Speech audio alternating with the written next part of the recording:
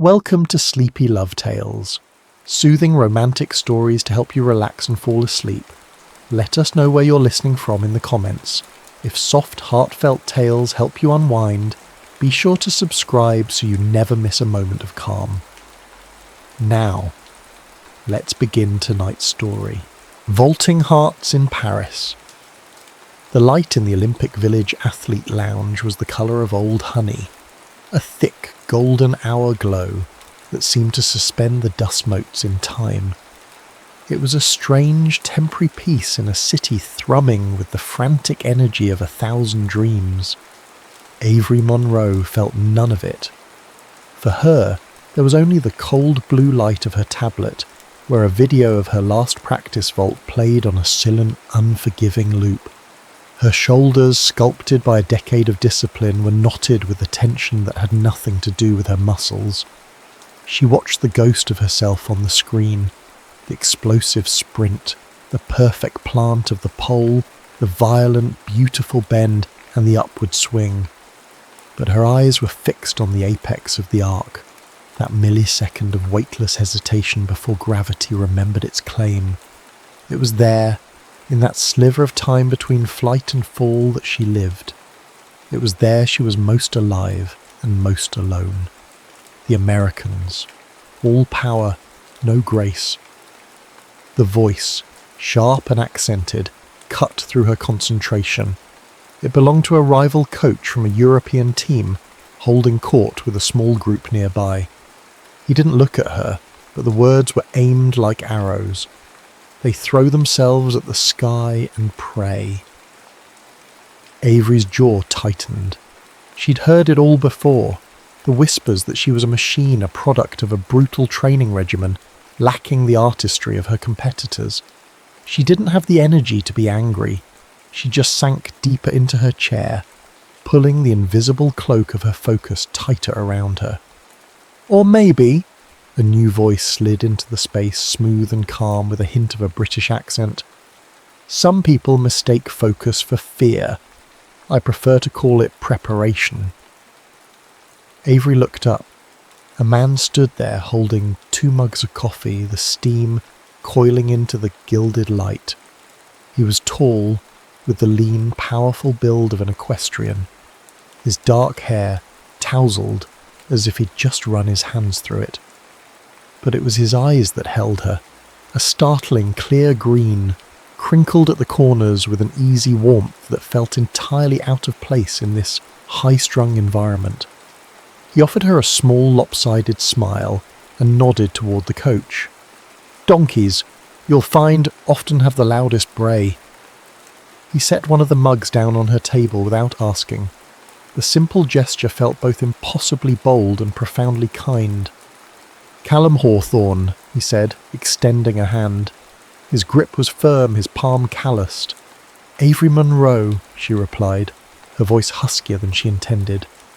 "I know," he said, his smile widening slightly. "The girl who defies gravity." He took a sip from his own mug, his gaze lingering on her tablet. "You know, the horses I work with teach me something every day. Sometimes the strongest ones are the most afraid of falling." The observation struck her with such unnerving accuracy that she felt a flicker of something other than pressure for the first time in weeks. It wasn't pity in his eyes, but a deep, knowing empathy. He saw past the athlete, past the machine, and glimpsed the trembling human heart within. He was from a different world, dressage, a sport of contained elegance and unspoken communication between man and beast. His world was one of patient control, hers was a 4-second explosion of controlled chaos. He exuded a disarming ease that she had long ago sacrificed at the altar of perfection. "I'm not afraid of falling," she said, the defensive words tasting like a lie on her tongue. "I'm afraid of not flying high enough." Callum held her gaze, the golden light shifting across his face, illuminating the compassion there. The distant muffled sound of a marching band practicing for the opening ceremony drifted through the floor-to-ceiling windows, a reminder of the spectacle waiting just outside their door.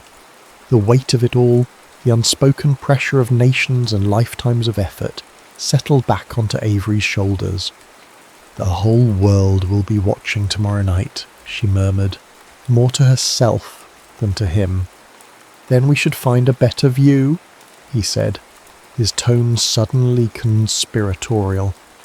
"The television doesn't do it justice. The energy, the light, it's electric."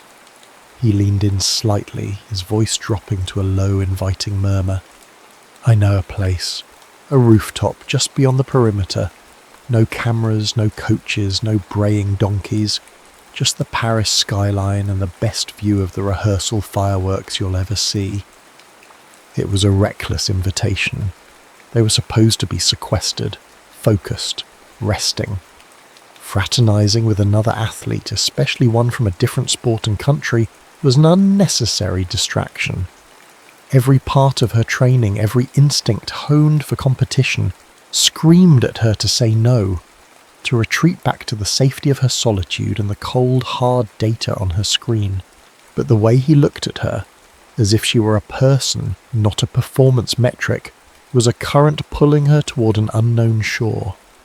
For a decade her life had been a narrow path, a runway leading to a single crossbar. He was offering a detour, a moment to simply look up at the sky without wanting to conquer it.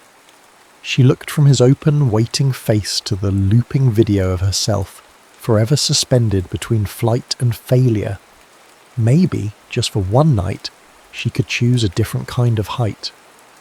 "Okay," Avery heard herself say, the single word a small rebellion.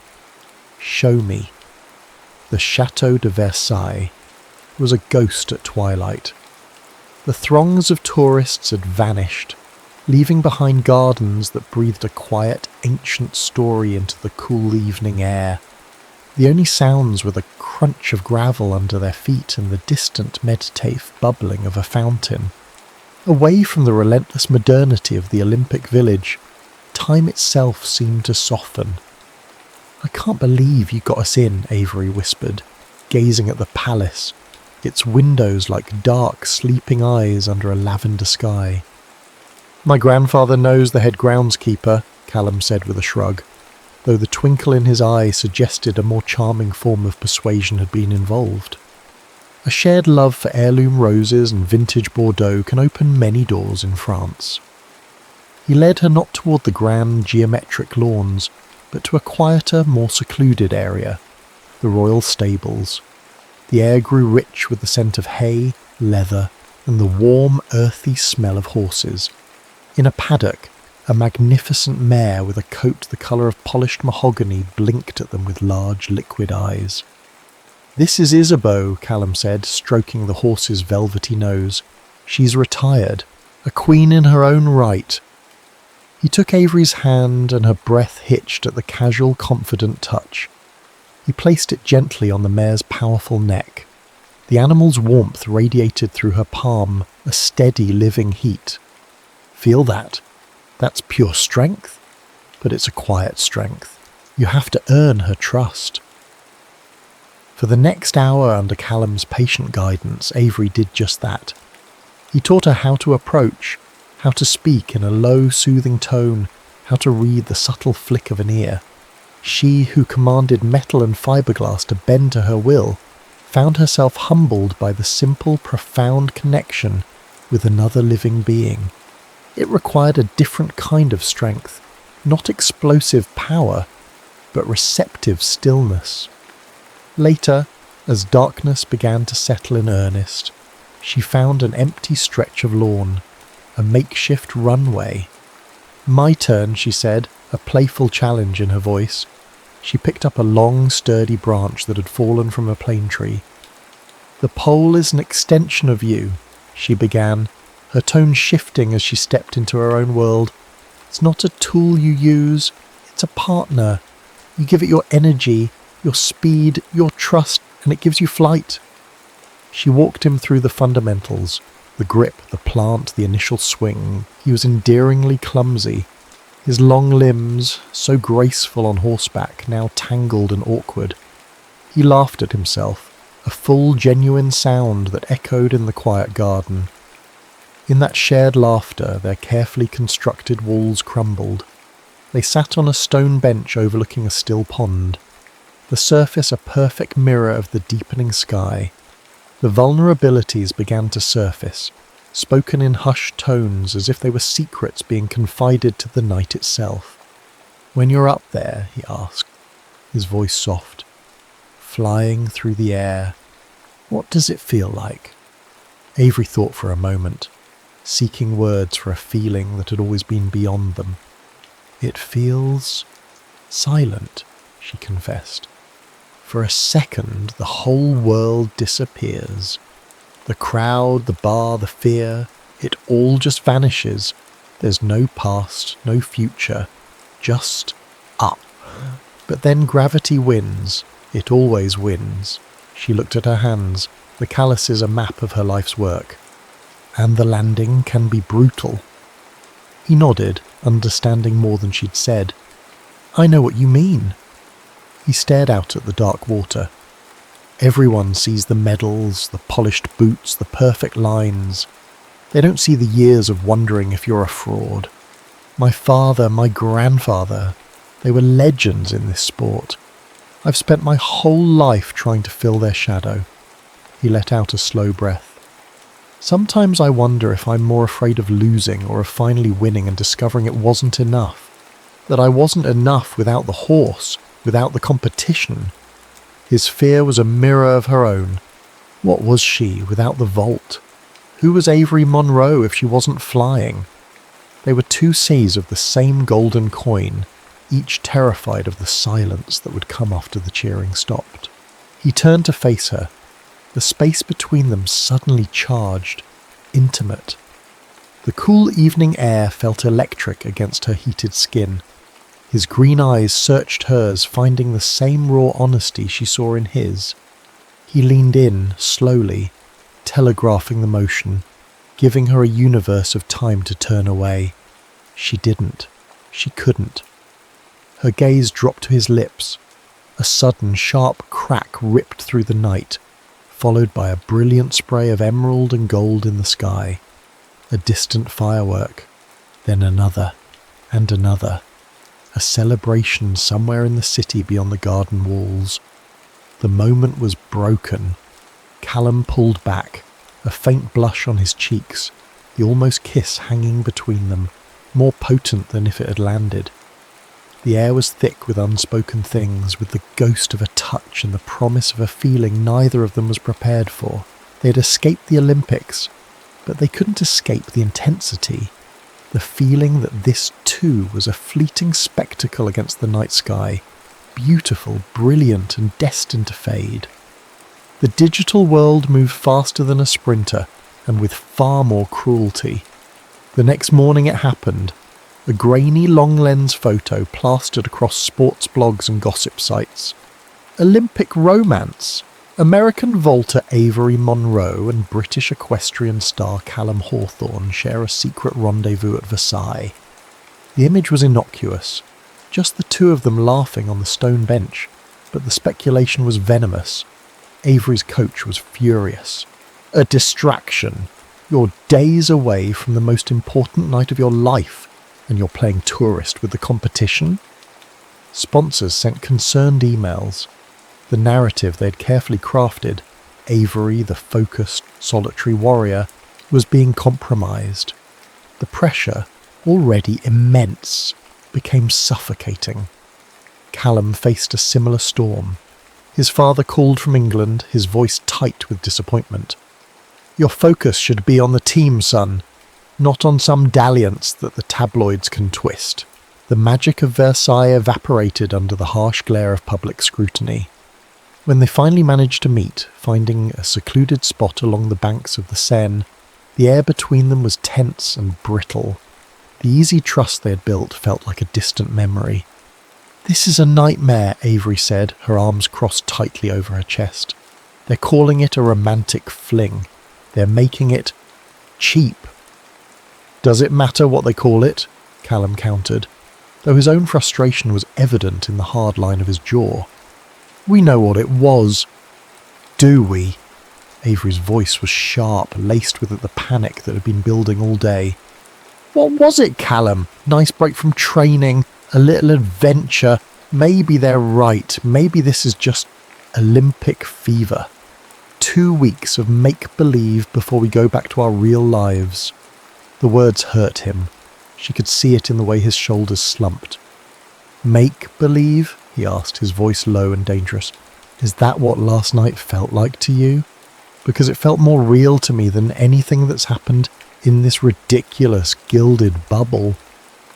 Real has consequences, she shot back, gesturing wildly at the city around them. I have sacrificed everything for this. My friends, my family, a normal life.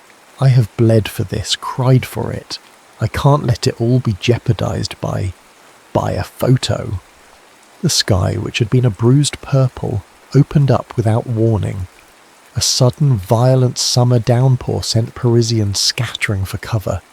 The rain came down in hard, slanting sheets, plastering their hair to their faces in seconds, drenching their clothes. It felt biblical, a physical manifestation of the storm raging between them.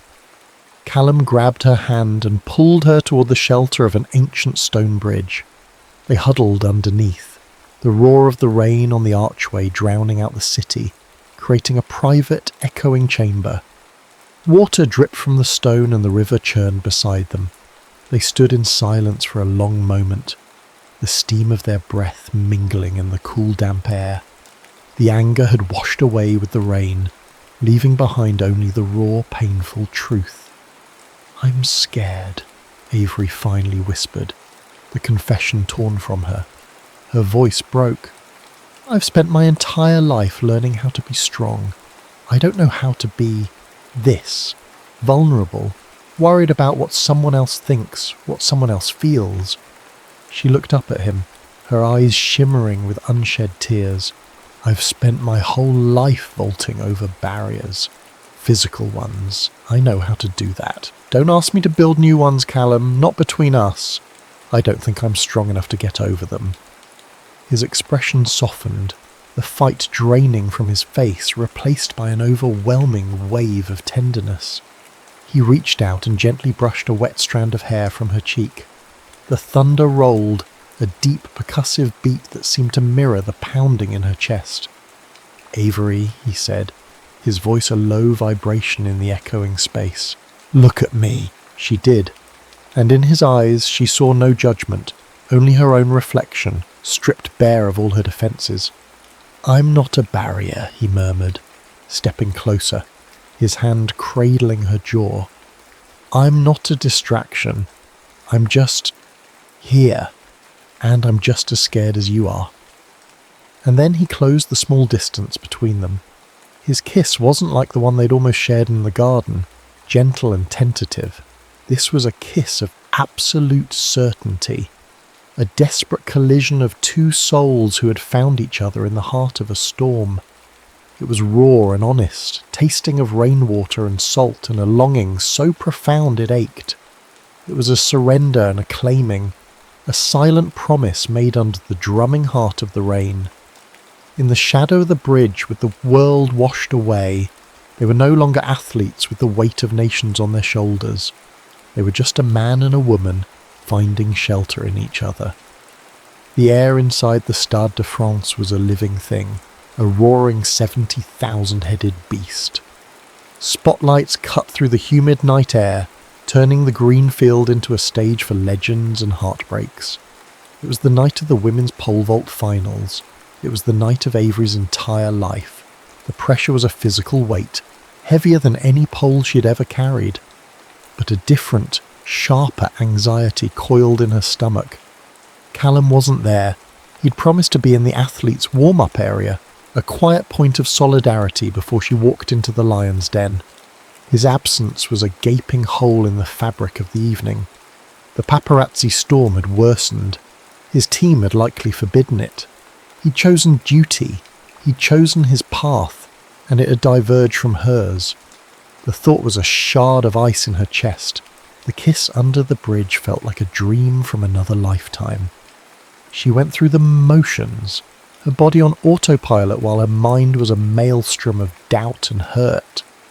Her first vaults were technically sound, but lacked the effortless flight that defined her. She cleared the opening heights, but barely, clipping the bar on her way down each time. It trembled, oscillated, but stayed put, a metaphor for her own precarious state. "Monroe looks tight tonight," the commentator's voice would be saying somewhere. "Not the confident vaulter we saw in the qualifiers." She felt distracted, heartbroken and utterly alone.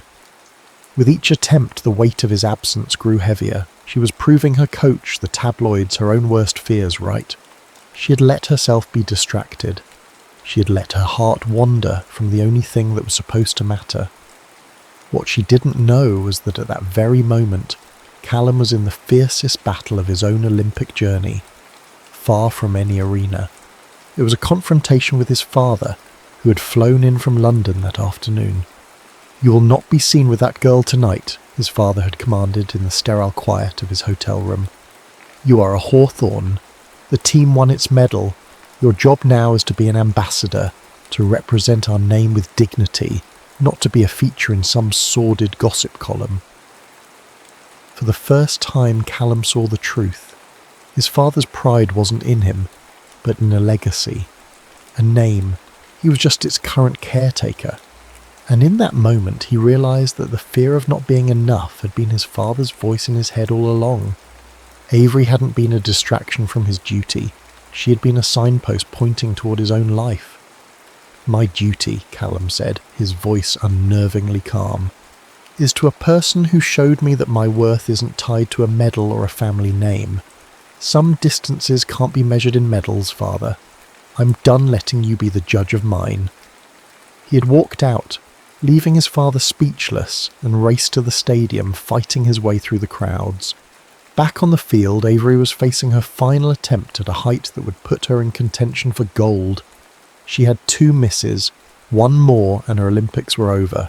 She stood at the end of the runway, the roar of the crowd fading to a dull hum.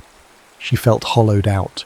She closed her eyes, chalk dust clinging to her sweating palms. "I thought winning was about being perfect," she thought, a tear tracing a path through the chalk on her cheek. "But maybe it's about being brave enough to fall." She opened her eyes for one last look at the monstrous height of the bar. And then she saw him. He wasn't in the VIP box or the athletes section. He was in the stands, halfway up, just a face in the crowd, drenched in sweat from his sprint to get here. But his eyes found hers across the stadium, and in them she saw everything. The apology, the struggle, the choice. He had chosen to be there. For her. A profound calm washed over Avery. The roaring beast of the crowd went silent. The weight of the world, the need for gold, the fear of failure, it all dissolved. Her heart, which had felt like a stone in her chest, suddenly felt light, buoyant. She wasn't vaulting against the others anymore. She wasn't vaulting for a medal, for her country, or for the coaches. She took a deep breath and began her run. It was the most beautiful sprint of her life. Her feet barely seemed to touch the track. The plant was perfect, the pole bent, storing all her hope and heartache and newfound freedom in its curve. And then it released her. She soared. In that moment of weightless silence at the apex, she wasn't alone.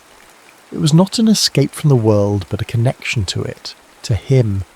She twisted, arched, and cleared the bar with inches to spare. The landing in the soft pit was a gentle arrival, not a crash. The stadium erupted.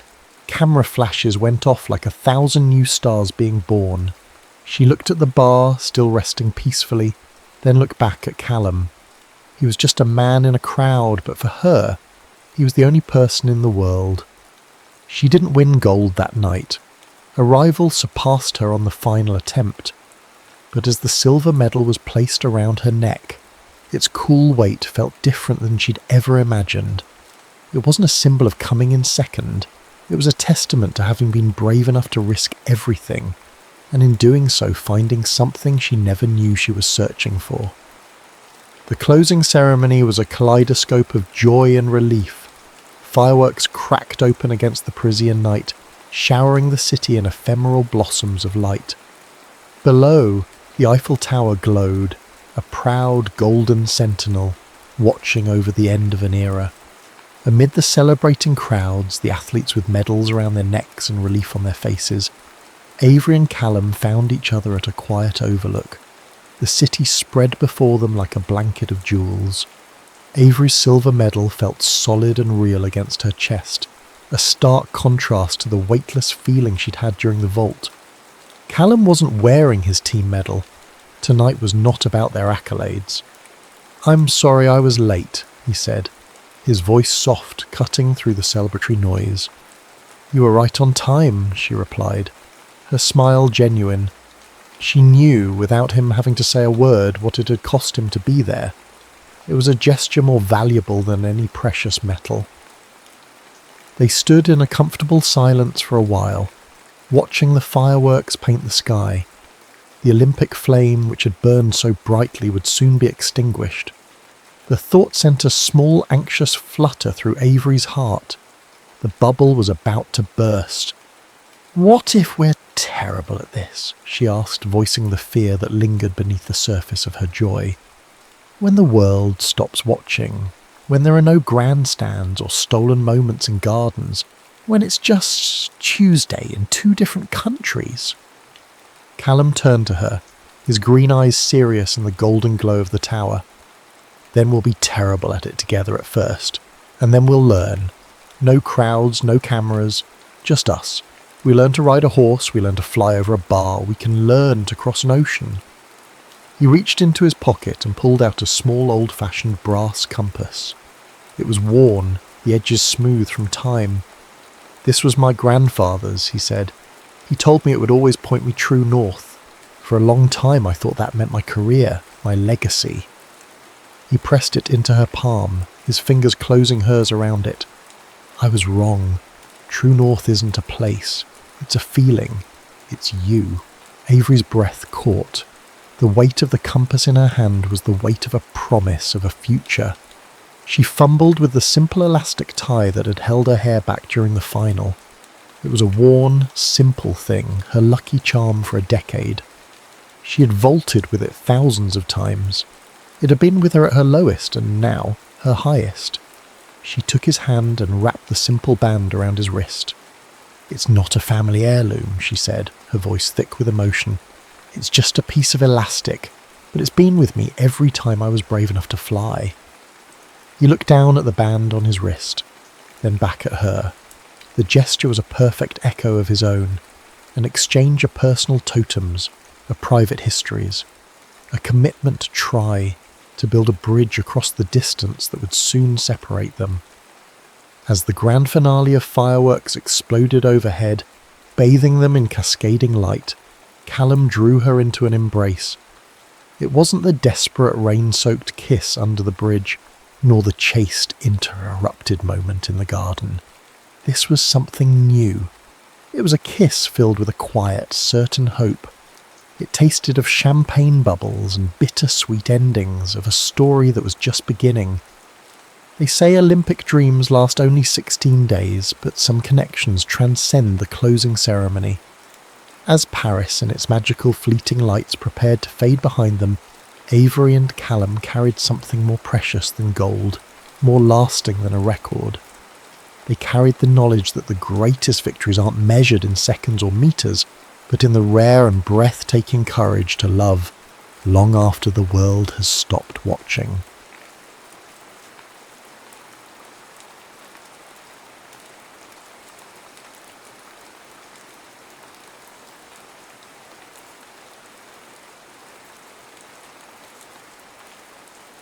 Shake, rattle, and love.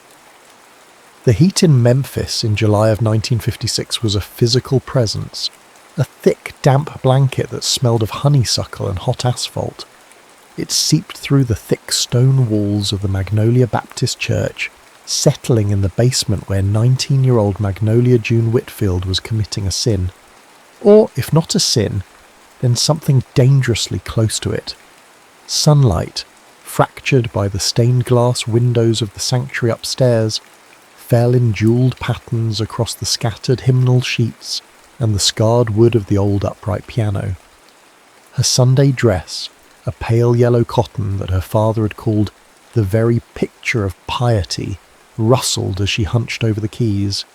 The same hands that played Amazing Grace with reverent grace on Sunday morning now carved out rhythms that felt like they could make the angels weep, or maybe, just maybe, make them want to dance.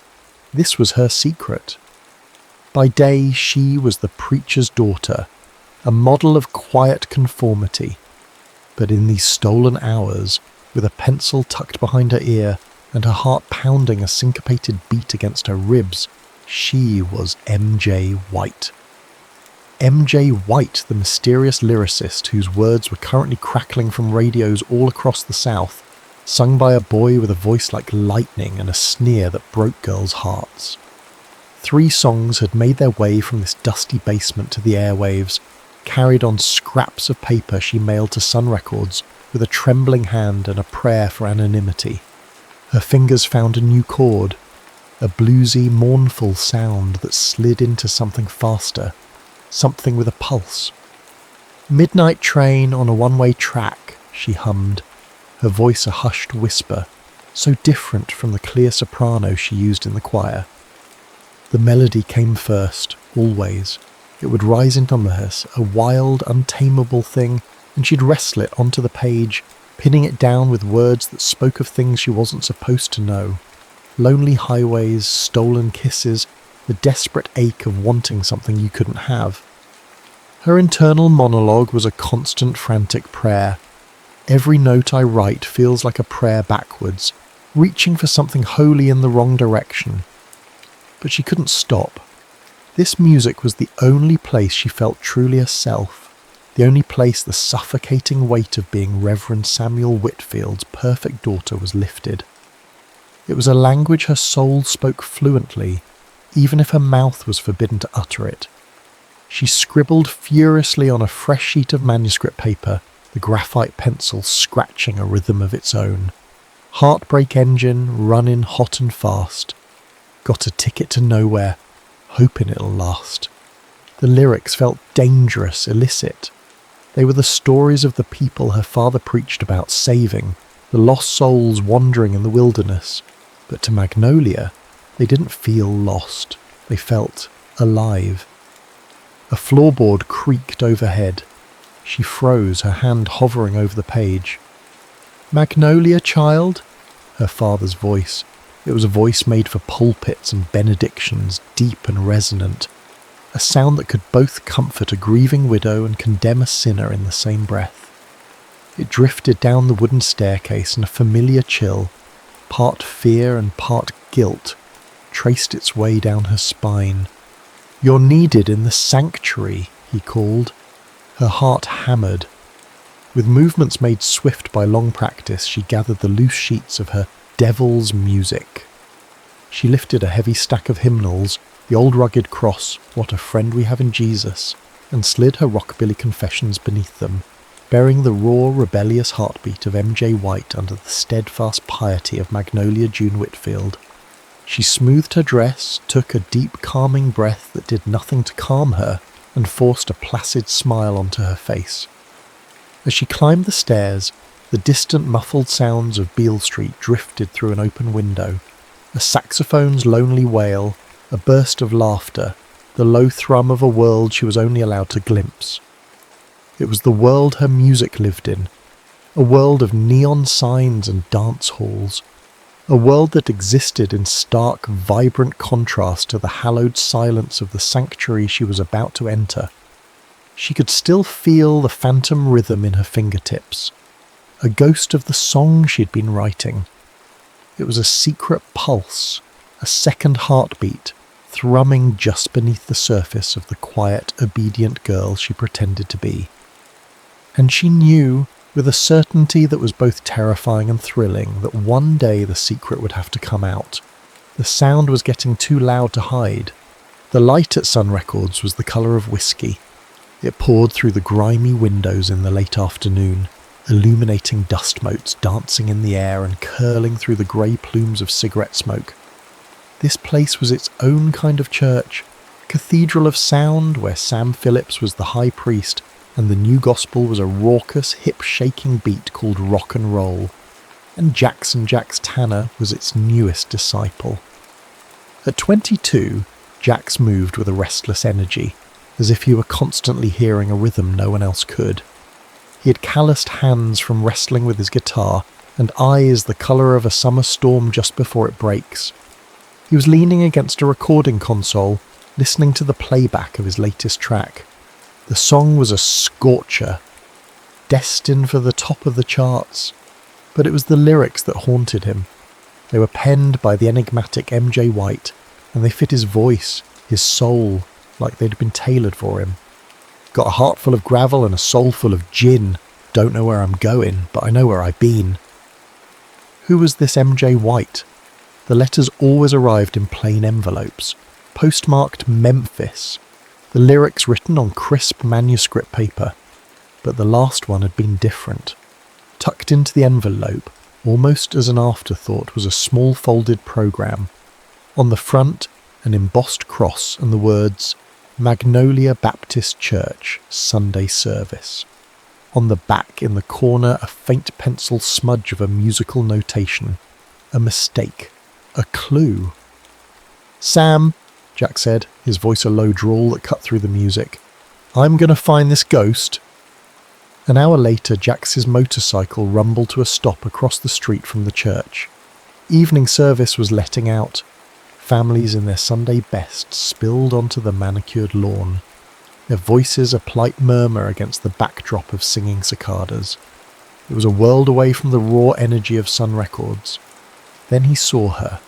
She was standing on the steps, bathed in the amber glow of a streetlight that filtered through the heavy branches of a magnolia tree draped in Spanish moss. She was talking to an older man, the preacher by the look of his stern face and black suit. Jax's eyes weren't on her prim dress or the careful way she held her hands clasped in front of her. They were on her fingers. As she gestured, her long, slender fingers seemed to trace invisible melodies in the humid night air. The same fingers he'd bet his soul that wrote the notes smudged on the back of that church programme. He waited, the engine of his bike a low, rhythmic pulse like a waiting heartbeat.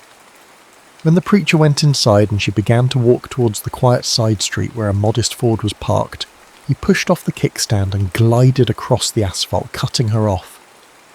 Magnolia gasped, her hand flying to her chest. A man on a motorcycle, all black leather and denim, was blocking her path. He swung a leg over the bike, and in the dim light she recognised him instantly from the cover of a record sleeve in a shop window she'd hurried past just last week. Jackson Tanner. "Evening, ma'am," he said, his voice smoother than she expected, but with an edge to it. "Can I help you?" she asked, her voice tight with nerves. This was a collision of worlds she had spent her life keeping separate. He took a step closer into the pool of light. His stormy eyes scanned her face, then dropped to her hands, which she quickly hid in the folds of her skirt. "I think you can," he said softly. He reached into his leather jacket and pulled out a folded piece of sheet music. It was hers, the one with the lyrics for Midnight Highway. Those hands, they wrote this, didn't they? The world tilted. The sound of the cicadas grew deafeningly loud. Her secret, her precious, terrible secret, was staring her in the face with eyes that saw far too much. I don't know what you're talking about." A slow smile spread across his face, but it didn't reach his eyes. "Don't lie to me, Angel. I saw you from across the street. I know rebellion when I see it, even when it's dressed up for church." He took another step, closing the space between them. He smelled of gasoline and something else, something wild and free. "I've been singing your words for 6 months. It feels like I know you, MJ White." He said the name, her name, and the sound of it in the open air felt like a judgment. Tears pricked her eyes, not of sadness, but of pure, unadulterated terror, and somewhere beneath it, a bizarre spark of relief. The weight was cracking. "You don't understand," she whispered, her voice trembling. "This music, it's everything I am, and it's everything I can't be." He watched her, his expression softening from accusation to a kind of raw understanding. "Maybe," he said, his voice dropping to a near whisper, "you just need someone to help you be it." He looked from her frightened eyes to the stone church behind her, then back again. "The devil's at your door, Magnolia June. You gonna invite him in?" The invitation came at dawn. Jax had told her to meet him where the city ended and the river began, and as Magnolia crept out of the parsonage, the sky was a soft, bruised purple. Mist rose from the Mississippi like ghosts, shrouding the awakening Memphis skyline in a dreamlike haze. She saw him standing by the riverbank, a dark silhouette against the burgeoning light, skipping a flat stone across the water's placid surface. The air was cool and clean, filled with the sound of morning birds and the distant low hum of the city coming to life. It felt like the world spinning toward possibilities she'd only ever dreamed of in the darkness of the church basement. "I was beginning to think you wouldn't come," Jack said, not turning as she approached. The stone skipped 4 times before sinking without a trace. "I almost didn't," she admitted, her voice barely a whisper. She clutched her cardigan tighter around herself, a useless shield against more than the morning chill. He finally turned to face her. In the soft morning light, the hard edges of his rock and roll persona seemed to have softened. He just looked like a young man with a heavy heart and a hopeful gaze. "I meant what I said last night," he began, his voice earnest. "Your words, they have a soul. People feel it. I feel it. Music like that doesn't belong in the shadows, Magnolia. It deserves a stage. It deserves a voice. Your voice." He paused, letting the weight of his words settle between them. "I'm starting a tour. 5 cities across the South. I want you to come with me, not as MJ White, the ghost in the machine, as you. We can tell people you co-wrote the songs, you can play piano, maybe even sing with me." The proposition hung in the air, shimmering with terrifying potential. It was everything she had ever secretly wanted. The open road, the music, played loud and proud. A life where she didn't have to hide the most essential part of herself. But then the image of her father's face rose in her mind, his disappointment, a force more powerful than any sermon. "I can't," she said, the words tasting like ash. "My father, the church, they would never understand. It would break his heart." As she spoke, a memory, sharp and painful, pierced through the morning mist. She was 10 years old, standing at her mother's bedside. The room smelled of sickness and fading roses. Her mother, her face pale and thin, had taken Magnolia's small hand. "Be good, my June bug," she'd whispered, her voice a fragile thread. "Promise me you'll be good for your father. He'll need you to be his light." Magnolia had promised, and for 9 years she had tried to be nothing but that light, a perfect, steady flame of piety and obedience. This music, this man, this offer, it wasn't light, it were fire. Jax seemed to see the storm of conflict in her eyes. "My old man was a preacher too," he said quietly, surprising her. "He kicked me out when I was 17 for choosing a guitar over a Bible, said I was trading my salvation for a cheap thrill." He looked out at the river, his jaw tight. "For a long time I believed him. I thought you had to choose, but what you do, what we could do together, it ain't cheap. It's the most honest thing I've ever known." He stepped closer, his voice dropping with intensity. "Come with me, Magnolia, just for the tour. Let Memphis hear what heaven really sounds like when it's got a little bit of hell in it." She looked from his face so full of passionate conviction to the wide, muddy river flowing beside them. The river was a boundary separating the life she knew from a life she could barely imagine. To cross it felt like a betrayal of every promise she had ever made. Her mother's dying wish, her father's unwavering faith, the safety of her entire world. A tugboat sounded its lonely horn in the distance, a mournful, resonant call. It sounded like a choice. She closed her eyes, and a different voice whispered from a place deep inside her, a voice that had been silenced for years. "Mother, forgive me," it said, "but I'm tired of being the daughter you needed instead of the woman I am." She opened her eyes and looked at Jax, the rising sun catching fire in his hair. The fear was still there, a cold knot in her stomach, but for the first time it was eclipsed by a flicker of hope.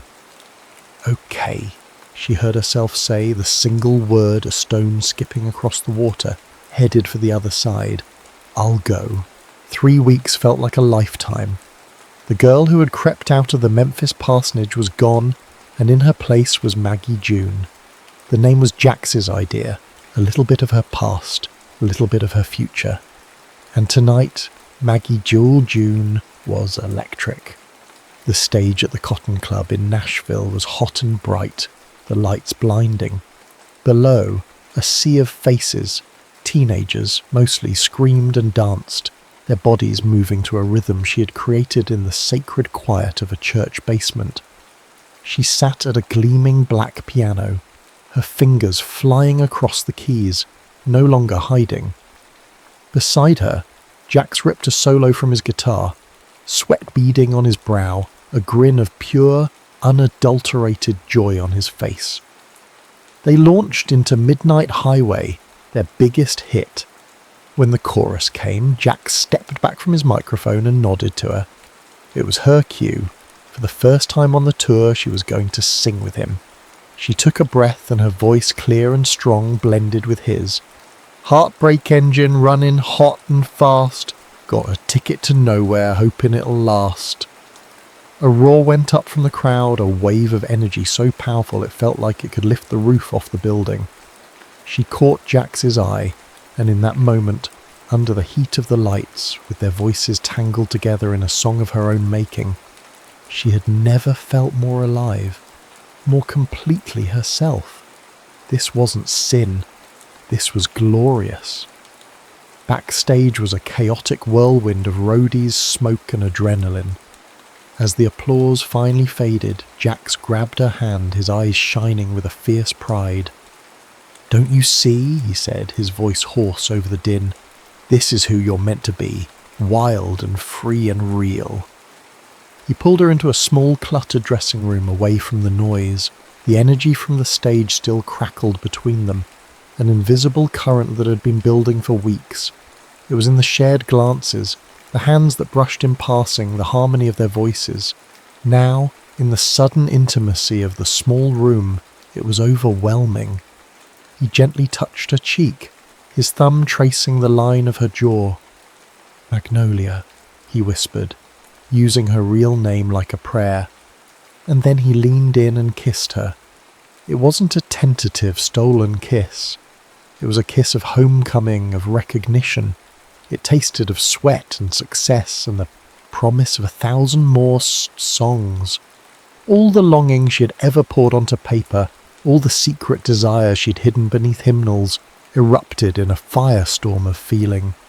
She kissed him back with all the pent-up passion of a girl who had just discovered she was free. Their embrace was broken by a frantic knock on the door.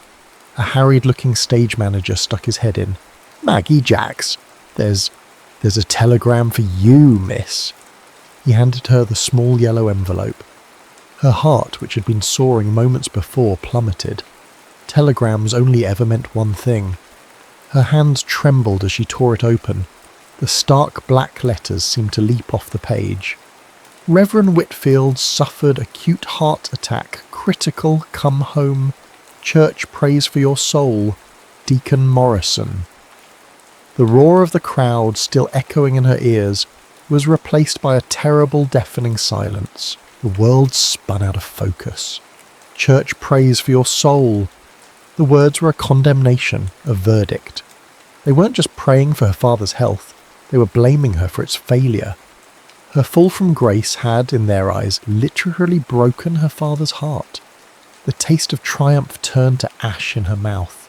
The joy she'd felt on stage, the passion of Jax's kiss, now felt like a terrible, selfish betrayal. She looked from the telegram to Jax's worried face, and the beautiful, vibrant world they had started to build together crumbled into dust. She had chosen the fire, and in doing so she had burned down everything she'd left behind. The cost of her song was a price she wasn't sure she could bear to pay. 6 months later, the pews of Magnolia Baptist Church were filled for Sunday service. The Memphis heat was just as oppressive, but inside Magnolia's heart a fragile winter had given way to a tentative spring. She had come home, she had sat by her father's bedside, read him scripture, and held his hand through the long, quiet nights of his recovery. She had been the dutiful daughter once more, and in the crucible of that shared vulnerability, something had shifted between them. Her father, Reverend Samuel Whitfield, sat in the front pew, paler and thinner, but with a new softness in his eyes. His brush with mortality had scraped away some of the rigid certainty, leaving behind a man who was beginning to understand that God's world was wider and more mysterious than he had ever preached. Magnolia sat at the old upright piano, the same one where her secrets had been born. She was supposed to be playing the prelude, a traditional rendition of It Is Well With My Soul. Her fingers moved over the keys, the familiar chords filling the sanctuary. But the music inside her, the insistent, rebellious rhythm she had tried so hard to silence, would not die. It was a part of her soul, as sacred as any hymn. Slowly, almost imperceptibly, she began to change the rhythm. A subtle syncopation crept into the left hand, a bluesy note slid into the melody. It was still the beloved hymn, but it now had a heartbeat, a gentle sway, a touch of the Beale Street soul she carried within her. A few heads in the congregation lifted. Deacon Morrison shot her a sharp, questioning look, but her father simply closed his eyes, a faint, knowing smile gracing his lips. As the last, transformed chord faded into the hallowed silence, the back door of the church creaked open. Jack stood there, framed in the morning light. He wasn't the swaggering rock star from the stage. He looked humbled, his usual restless energy replaced by a quiet reverence. He had performed their songs for months without her, and he'd discovered they were just words and notes. She had been the soul. His eyes found hers across the sanctuary, and in that single look, 6 months of pain, guilt, and longing were communicated and understood. After the service, her father approached them in the shade of the old magnolia tree. He looked at Jax, not with condemnation, but with a thoughtful curiosity. "Mr. Tanner," he said, his voice weaker but still resonant, "I have spent my life preaching about the word, but I am learning that the Lord speaks in many voices, even," he added with a glance at his daughter, "through guitars and drums." He placed a hand on Magnolia's shoulder. "I listened to one of your records, the one about the highway." He paused. "It sounded like a psalm for the lonely.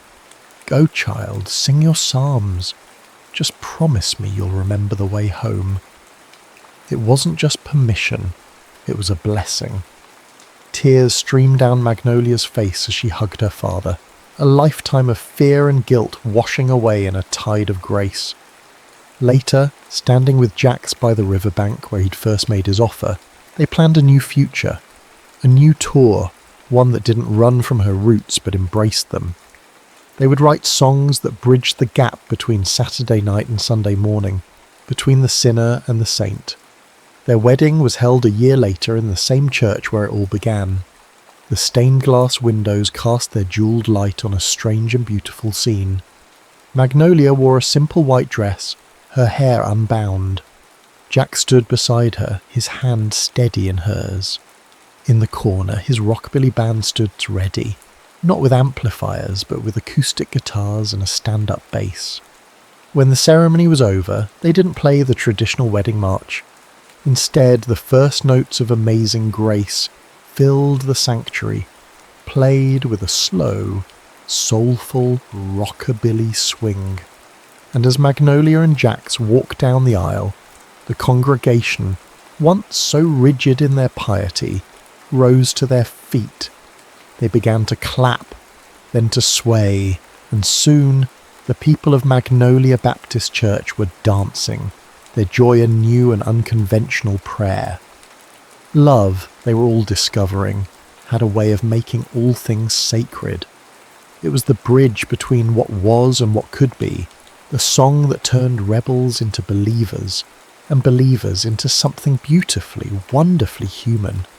It was the rhythm that two hearts find together, the moment the real music begins.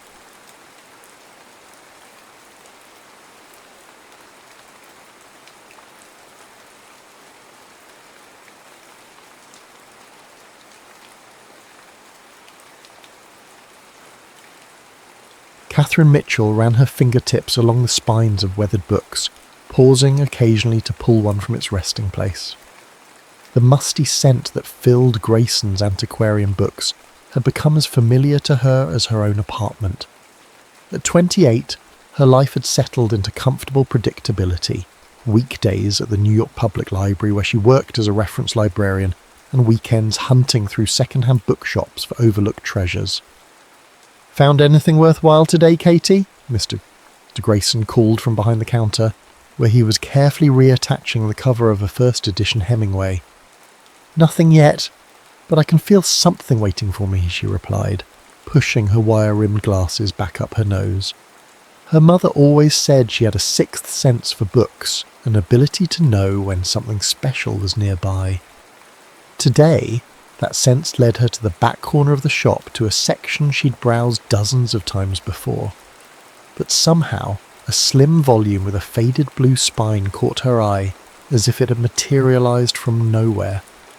She carefully extracted it from between two larger tomes. The Quiet Hours by Elizabeth Harmon. Catherine had never heard of the author, but the title resonated with her. The book wasn't particularly valuable, a 1950s novel that had likely enjoyed modest success before fading into obscurity. But when she opened it, her breath caught. The margins were filled with handwriting, not the occasional underline or star that readers sometimes left, but entire paragraphs of thoughtful commentary. The penmanship was distinctive, slightly slanted to the right, with crisp consonants and flowing loops. Harmon captures the essence of solitude without making it seem pathetic, read one note beside a description of the protagonist walking alone through autumn woods. There's dignity in choosing one's own company, in listening to thoughts that can only be heard in silence. Catherine found herself scanning pages, not for the author's words, but for the annotations. The unknown reader had engaged with the text as if in conversation with it, challenging some passages and expressing deep appreciation for others. There was humour. "If I wrote a letter this melodramatic, I'd burn it before the ink dried." An unexpected vulnerability. "I've stood at this same precipice, wondering if anyone would notice if I simply stepped off." She checked the inside cover and found what she was looking for, a name written in the same distinctive hand. Gary Wilson, 1968. Catherine bought the book without hesitation, paying more than its objective worth, but far less than its value to her. That evening, curled in her apartment's window seat as rain tapped against the glass, she read the entire novel, letting Gary Wilson's commentary guide her through the story. By midnight, she had made her decision. She would find him. The search proved more challenging than she'd anticipated. This was 1974, before the internet would make locating people a trivial matter. The New York phone directory listed 12 Gary Wilsons, none of whom, when carefully called, admitted to annotating old novels. Library records offered no help. Bookstore owners shook their heads. 3 weeks later, Catherine caught a break. Mr. Grayson remembered a customer named Wilson, who had sold a collection of books the previous year. A decent fellow, former English professor, I believe, left an address for tax purposes. The address led to a brownstone in Brooklyn Heights. Catherine stood on the sidewalk for 20 minutes, rehearsing what she would say, before finally mailing a letter instead. She wrote and rewrote it 7 times. "Dear Mr. Wilson, My name is Catherine Mitchell. Recently I purchased a copy of Elizabeth Harmon's The Quiet Hours from Grayson's Antiquarian Books. I believe it once belonged to you, as it contains margin notes signed with your name. I hope you don't find this letter strange or intrusive, but I felt compelled to reach out. Your annotations transformed my experience of the novel. Your insights, humour and honesty spoke to me in ways the original text couldn't alone. I'm a librarian who has read thousands of books, but I've never encountered marginalia that felt like finding a kindred spirit across time. I simply wanted to thank you for inadvertently sharing your thoughts with a stranger. With appreciation, Catherine Mitchell. She included her return address, but expected nothing in response. 3 weeks later, an envelope arrived, postmarked from a town she'd never heard of upstate. Dear Miss Mitchell, your letter provided the most pleasant surprise I've received in years. I'd completely forgotten about that old copy of The Quiet Hours, and I'm mildly embarrassed to know my scribbles have been exposed to discerning eyes. In my defence, I never expected anyone else to read those notes. They were conversations I was having with myself as much as with Harmon's text. I'm curious which passages resonated with you. The novel affected me deeply during a transitional period in my life when I was questioning many of my previous certainties. Perhaps that's why I couldn't keep my thoughts contained. If you're inclined to continue this unexpected correspondence, I would welcome hearing your thoughts on the book or on any other matter that interests you. Sincerely, Gary Wilson. Catherine wrote back the same evening, this time without agonising over every word. She quoted his annotation about solitude having dignity and explained how it had articulated something she'd felt but never named. She mentioned her favourite bookshops in the city and asked if he had recommendations. 2 weeks later, Gary's response arrived, longer this time, with observations about Catherine's observations and a list of bookstores worth visiting if she ever found herself in Albany. He asked about her work as a librarian and shared an anecdote about a memorable library from his childhood. By the third exchange, they had abandoned the formality of Dear Miss Mitchell and Mr. Wilson for first names. By the sixth letter, Catherine found herself sharing stories she had never told anyone, about the death of her father when she was 12, about a novel she'd started writing but abandoned, about her growing sense that life was passing her by while she watched from behind a reference desk. Gary's letters revealed a man who thought deeply but wore his intelligence lightly. He had taught English literature at a small college before leaving to write a book, which remained stubbornly unfinished, he admitted. He lived alone but didn't seem lonely, describing walks through woods near his home and conversations with an elderly neighbour who was teaching him to play chess. I've always believed that what we notice reveals more about us than what we say, he wrote in one letter. And I notice, Catherine, that your letters have become the highlight of my month. I find myself checking the mailbox with an eagerness that would embarrass me if anyone witnessed it. Catherine knew precisely what he meant. She had begun rushing home from work to check her mail, and on days when a letter from Gary waited, she would save it, preparing a cup of tea and settling into her favourite chair before carefully opening the envelope. In July, she sent him a pressed violet she'd found in Central Park. In August, he sent her a photograph of a spectacular sunset over a lake, with a note, "Wished you could see this. Words failed me." By September, the closing lines of their letters had evolved from "sincerely" to "with warm regards" to "thinking of you." Catherine found herself imagining his voice, his laugh, the way his face might change when he was considering a difficult question. Then came the letter she had both hoped for and dreaded. Catherine, 6 months of letters, and I feel I know you better than people I've spoken with daily for years. There's a freedom in writing that conversation sometimes lacks, the space to consider words before committing to them, the absence of distracting facial expressions or interruptions. Yet I find myself increasingly curious about the woman behind these thoughtful letters. The way you tilt your head when you're listening intently, I imagine you do this. The sound of your laugh, whether you gesture when you speak as expressively as you write. I'll be in New York on October 12th. Would you consider meeting? I suggest Penn Station at 4 p.m. I'll be standing by the Neddick's hot dog stand holding a purple tulip. Your favourite flower, if I remember correctly from your April letter. If this suggestion makes you uncomfortable, I completely understand. Our correspondence has been a gift regardless. Thinking of you, Gary. Catherine read the letter 12 times. She wrote 4 different responses before settling on the simplest. Yes, I'll be there. Looking forward to it more than I can say.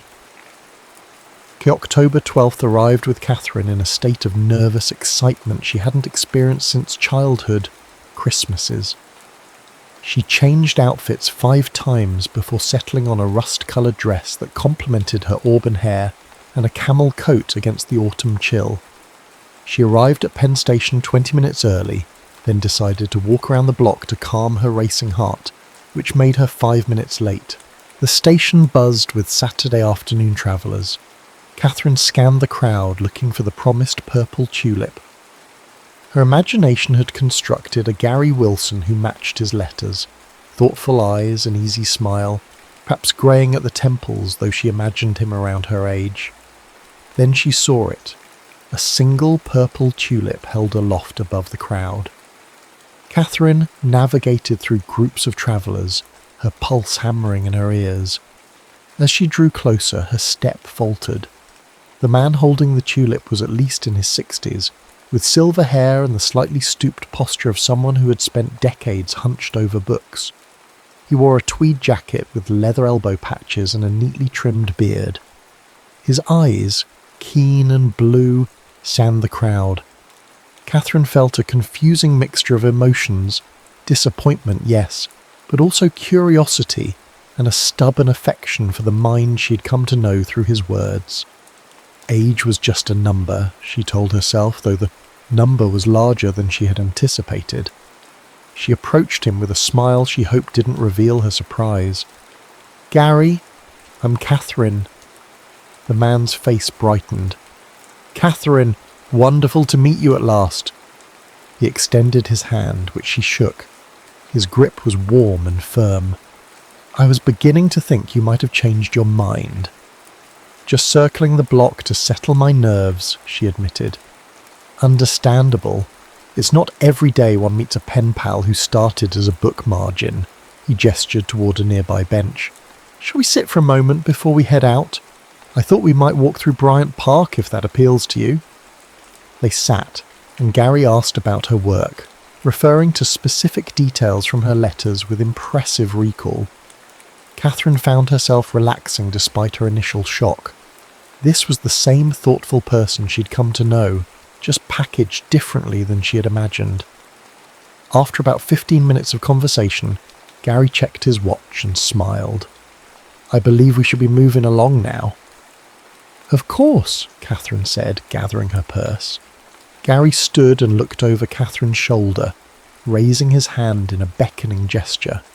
She turned to see a young man approaching, tall with dark hair and the same striking blue eyes as the man beside her. He wore a navy peacoat and carried a book. The older man's eyes twinkled with mischief. "Catherine Mitchell, may I introduce my son, Gary Wilson Jr.? Catherine's mouth fell open. She looked between the 2 men in confusion. The younger Gary extended his hand, his expression both amused and apologetic. "It's a pleasure to finally meet you, Catherine. I hope my father hasn't been too awful." "Your father," Catherine repeated, feeling as if she had stepped into an alternate reality. Gary Sr. chuckled. "I may have neglected to specify which Gary Wilson annotated that book.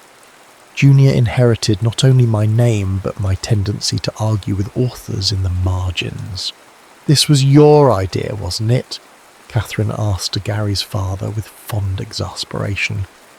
"Entirely," the older man admitted without a trace of remorse. "When Junior told me about this fascinating librarian he'd been corresponding with, I insisted on vetting you first. Call it paternal prerogative." Catherine looked at Gary Jr., understanding dawning. "You wrote the letters?" He nodded, colour rising in his cheeks. "Every word. Dad just thought it would be funny to To make sure you weren't some sort of book-obsessed axe murderer, Gary Sr. finished cheerfully. I approve, by the way. She's exactly as she seemed in the letters, Junior. Catherine couldn't help herself. She burst into laughter, the kind that comes from relief and absurdity colliding. When she could speak again, she playfully punched Gary Sr. in the arm. That was terrible of you.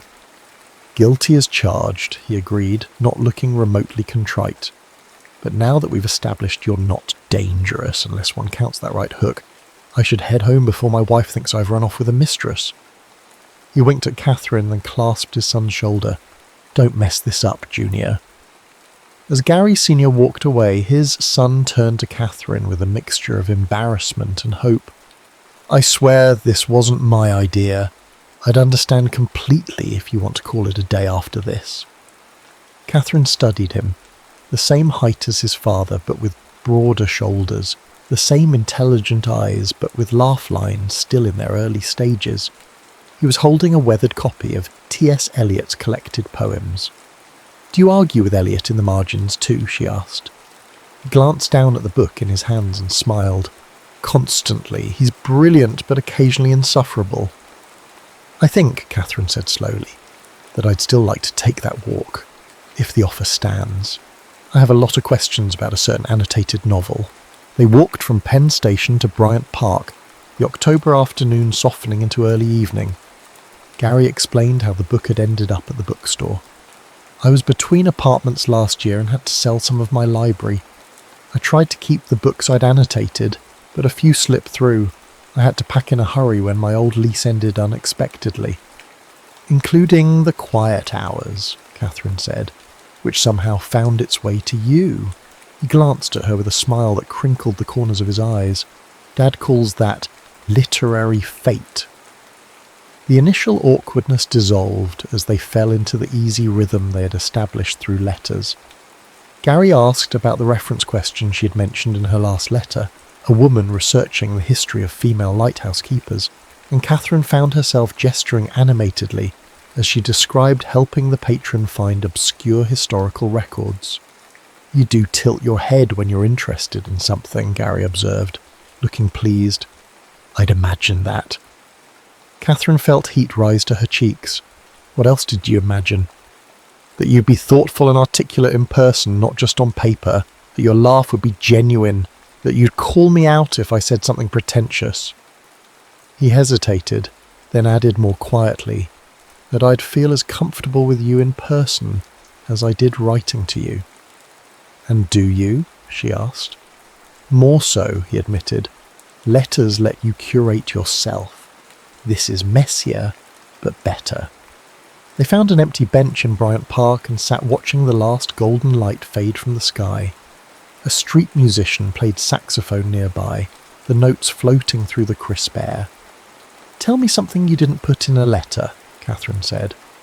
Gary considered this. I'm terrified of heights but love flying, which makes no sense. I can recite the love song of J. Alfred Prufrock from memory because I had an impossibly strict professor who required it. And he paused. I almost didn't write back after your first letter, because I was afraid the reality of me wouldn't live up to whatever you imagined, based on those margin notes. I'm glad you did, Catherine said. Even if your father's prank nearly gave me a heart attack. Your turn, Gary said. Something you didn't write. Catherine thought for a moment. I sleep with the window open, even in winter. I've kept every birthday card I've ever received in a box under my bed, and I've reread your letters so many times I've practically memorized them. The admission hung between them, a vulnerability offered without expectation. Gary reached over and took her hand, his fingers warm despite the cooling evening. Would you like to get dinner? He asked. There's a little Italian place near here that serves tiramisu that might change your life. That sounds perfect, Catherine said. The restaurant was tucked away on a side street, with candles in empty Chianti bottles and checkered tablecloths. Over pasta and red wine, they discussed books they loved and ones they couldn't finish, the merits of first-person versus third-person narration, and whether New York bagels were truly superior to all others. They agreed they were. "You mentioned in one letter that you left teaching to write," Catherine said as they lingered over coffee. "What are you working on?" Gary looked slightly embarrassed. "A novel, theoretically. It's been in progress for 3 years. What's it about?" "A man who inherits his grandfather's collection of rare books and discovers one contains a series of clues to a family secret." He took a sip of espresso. "More interesting than it is currently. I keep getting stuck on the 3rd act." "I'd like to read it someday," Catherine said. "I promise to write notes in the margins."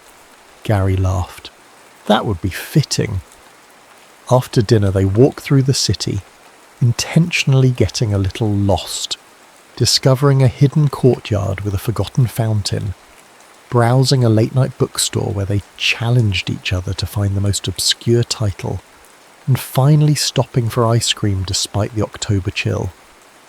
At the entrance to the subway that would take Catherine home to her apartment in the village, they paused.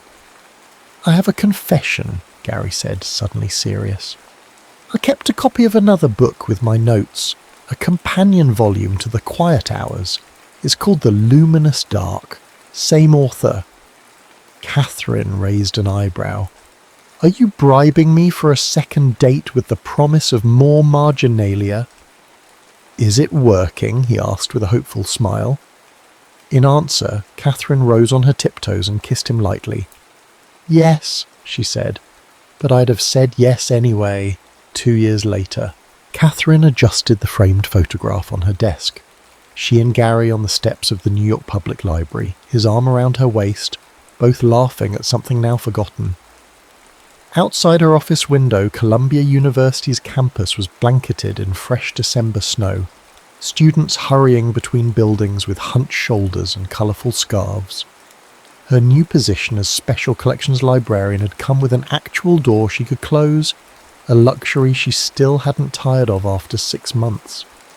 Today she was using that privacy to wrap Gary's Christmas present, a first edition of John Updike's Rabbit, run she'd found at an estate sale, miraculously within her budget.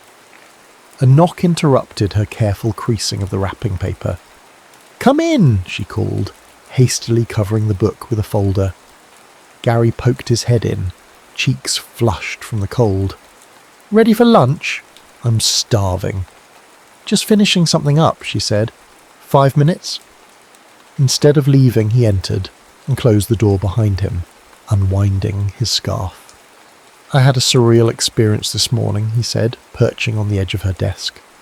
"A student asked if she could interview me about my novel for the campus paper." Catherine smiled. The publication of Gary's book 3 months earlier had been modest but meaningful. A small university press, respectable reviews, and most importantly the liberation of finishing something he doubted would ever be completed. "What did you tell her?" "That she should interview you instead," he said, "since you're the one who broke my writer's block." Catherine rolled her eyes, but couldn't deny the truth in his statement.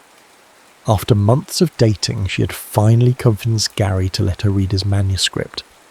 Her detailed notes, some in the margins, others on separate pages, had helped him see the story from a new perspective.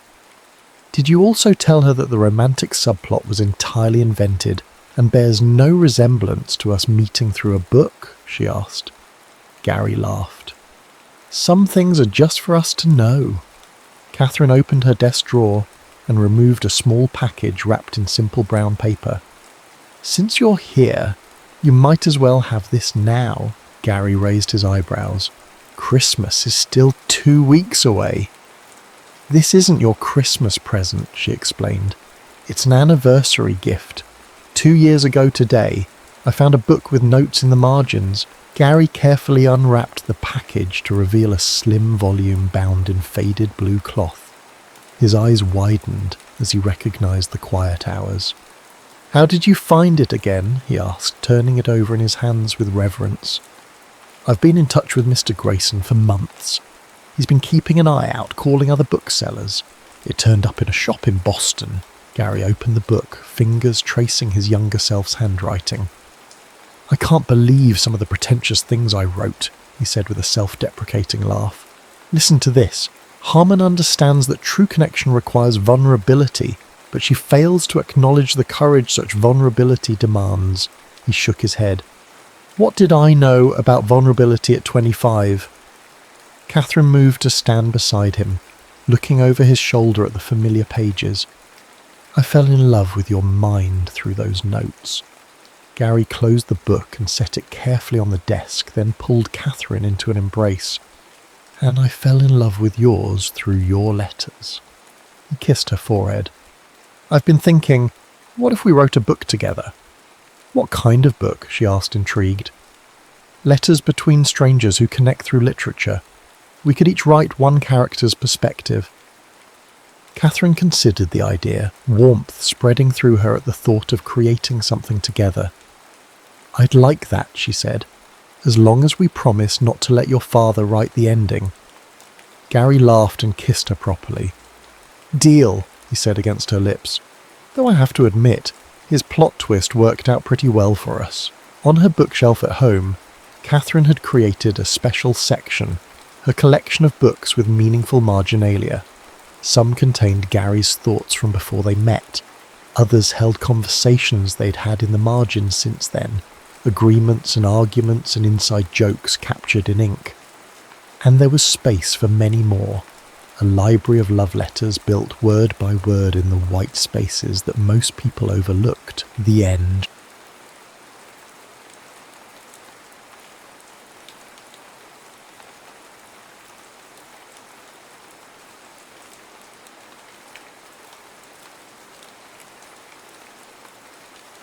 A Song for Anne. The clatter of carriage wheels on the cobblestones of Hampton Court was a frantic, irregular heartbeat counting down the final seconds of Anne's freedom.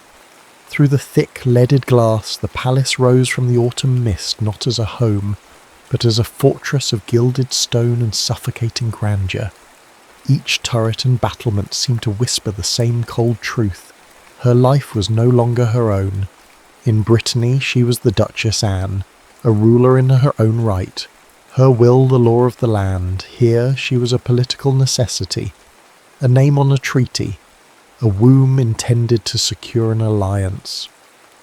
The autumn wind, sharp and tasting of wood smoke and damp earth, whipped at the cloaks of the receiving party as she descended. At its head stood a boy who was not yet a man, Prince Arthur. He was handsome in a severe English way, his features fine-boned and his expression as placid as a frozen lake. He bowed, his movements precise and tutored. "Your Grace," he said, his voice clear but devoid of warmth. "Welcome to England. I trust your journey was not unduly arduous. The recent rains have made the roads to Dover quite treacherous, which has, in turn, delayed the Florentine wool shipments." Anne, accustomed to the passionate greetings of her own people, could only offer a small, tight smile. He spoke of trade, not of her comfort, of commerce, not of the country she had left behind forever. He saw the treaty, not the woman.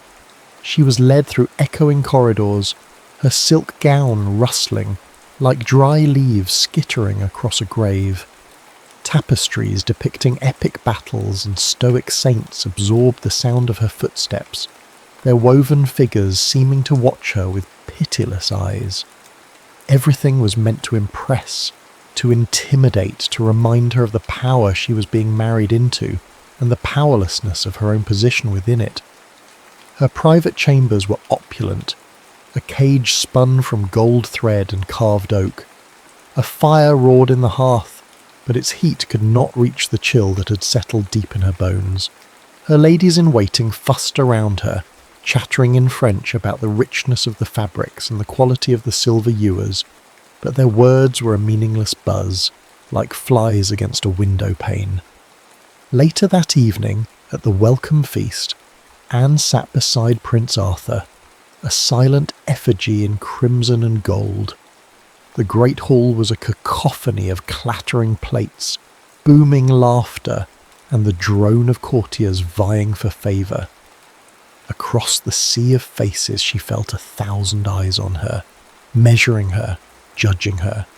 They assessed her breeding, her posture, the slope of her neck, calculating her worth in future heirs. She took a sip of wine, the spiced liquid, a bitter balm on her tongue, and then she heard it. It wasn't the boisterous fanfare of the royal musicians, but something else entirely. A single instrument, a lute, played from a shadowed alcove near the great fireplace. The melody was not English, nor was it entirely Breton, but a sad, searching tune that seemed to understand the very shape of the ache in her chest. It was a melody of longing, of exile. Her eyes scanned the shadows, seeking the source. She saw him then. He was not dressed in the flamboyant livery of the court musicians, but in simple dark wool.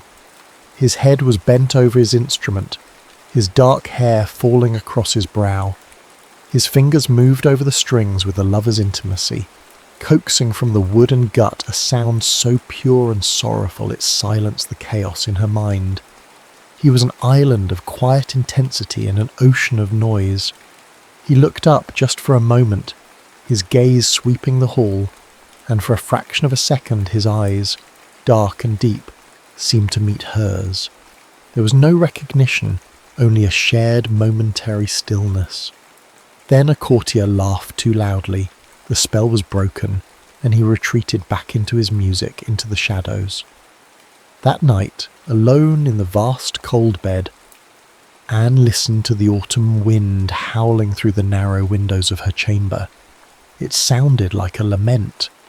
The flickering candlelight cast dancing giants on the walls, spectres of her new life.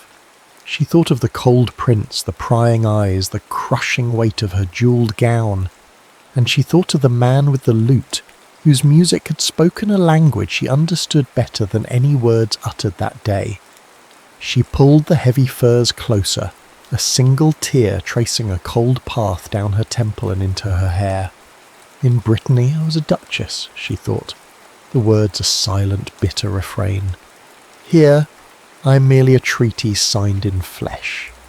The song from the shadows was the only thing that felt real, a fragile thread of connection in a world of gilded isolation. It was a song for the lonely, and tonight she was its most devoted listener. The weeks that followed bled into one another, a dreary procession of grey skies and greyer duties. Late winter held the palace in its icy grip, and Anne's world shrank to the prescribed paths between her chambers, the dining hall, and the royal chapel. It was in the chapel, seeking a moment's respite from the ceaseless political manoeuvring of the court, that she found him again. He was alone, seated on a simple wooden bench, his lute resting across his knees. The cavernous space was empty save for the two of them, the air still and cold. He wasn't playing the sorrowful ballads of the great hall, but a light, intricate piece that danced in the solemn air, each note a spark of defiance against the gloom. The music stopped her breath. She stood in the doorway, hidden by the shadows of the arch, unwilling to break the spell. When the last note faded, its echo hanging in the air like a ghost, he sighed, a sound of deep personal satisfaction. It was then that he saw her. He startled, rising quickly to his feet and offering a clumsy bow. "Forgive me, my lady," he said, his voice a low tenor, richer than she'd expected. "I did not mean to disturb your prayers." He assumed, from her simple dress and uncovered hair, that she was one of the Queen's ladies-in-waiting. "You did not disturb me," Anne replied, her voice softer than she intended. She stepped into the weak light filtering through the stained glass. "Your music was beautiful." A faint, surprised smile touched his lips. "You are kind to say so. It is a simple piece, my own." The honesty of the encounter, free from the suffocating protocol that defined her every other interaction, was intoxicating. "I am Anne," she said, deliberately omitting her title. "Thomas," he replied, with a slight nod. "Just Thomas." Their first conversation was a hesitant dance. He spoke of the court with a wry, weary honesty, calling it a gilded cage where the birds sing for their supper. She found herself laughing, a real unburdened sound that felt foreign in her own throat. She spoke of the music of her homeland, of lively Breton folk songs that smelled of the sea and open fields. This became their secret. They began to meet in the quiet corners of the palace, the disused music chamber with its dusty harpsichords, or the formal gardens where the first crocuses were beginning to push through the frozen earth. He taught her a sad, lovely English ballad about a knight and his lost love. In return, she hummed a Breton melody, a lullaby her mother used to sing. "Music needs no translation," Thomas said one afternoon, his fingers guiding hers on the neck of the lute. His touch was light, professional, yet it sent a tremor through her. The warmth of his shared breath in the cold room was more real than any jewel she'd been given. It speaks heart to heart. Their fragile harmony was shattered the day he discovered who she truly was. He had been waiting for her in the garden when he saw her walking with Prince Arthur, her ermine-trimmed cloak marking her as royalty beyond any doubt. The blood drained from his face. Later, when he saw her alone, the easy camaraderie was gone, replaced by a chasm of rank and duty. "Your Grace," he murmured, his bow now as deep and formal as any other courtier's. "Thomas, please," she begged, the words catching in her throat. "I am a court musician," he said, his voice tight with a bitterness she hadn't heard before. "You are the future Queen of England. There is no please between us." The invisible walls of her station had risen around her once more, higher and more impenetrable than ever. He was right. Their connection was an impossible fantasy, a hidden harmony that could never be played for the world to hear. The engagement ceremony was set for the first day of May. As the date approached, the palace buzzed with preparations. The ringing of the chapel bells, meant to be a joyous proclamation, sounded to Anne like funeral tolls. They were not celebrating a union of love, but hammering the final nails into the coffin of her old life, of the woman she might have been. The woman who could laugh with a musician in a winter garden. The woman who was, for a few stolen moments, just Anne. The threat of discovery and the finality of her impending marriage did not sever the thread between Anne and Thomas. Instead, it pulled it taut, transforming their tentative connection into something sharp, bright, and dangerous. Their secret meetings became more infrequent, but infinitely more precious, charged with the energy of all they could not say in the open. One moonless night, Thomas led her not to the gardens or the music room, but up a winding stone staircase to a small, forgotten tower room where he kept his instruments. It was his sanctuary, a space that was wholly his. A single candle burned, its flame dancing in the draught, casting their shadows long and intertwined against the cold stone walls. "I cannot give you jewels or titles, Your Grace," he said softly, his back to her as he picked up his lute. "I have only this." He played for her then, a private concert in the heart of the sleeping palace. It was not a performance, it was a confession. Each note was a declaration, each chord a question. The music built from a tender, wistful melody into a passionate crescendo that spoke of desperate love and impossible longing. It was the sound of his heart laid bare. When the music finally faded, silence rushed in to fill the void, thick and heavy with unspoken words. Anne found she was crying, silent tears she hadn't realised were falling. "What will become of me, Thomas?" she whispered into the darkness. "When I am his wife, when I am queen, will I remember my own song?" He set the lute aside and turned to her. In the flickering candlelight she could see the anguish in his eyes, a mirror of her own. "I will remember it for you," he said, his voice thick with emotion. He reached out, his hand hesitating for a moment before his fingers brushed a tear from her cheek. The touch was electric, a spark in the kindling of their repressed feelings. He took a step closer, and the space between them seemed to hum with a palpable energy. "Anne," he breathed, using her name like a prayer. And that was all it took. She moved into his arms as if she belonged there, her hands finding their way to his shoulders. He lowered his head, and their first kiss was not gentle or hesitant, but a collision of desperation and need.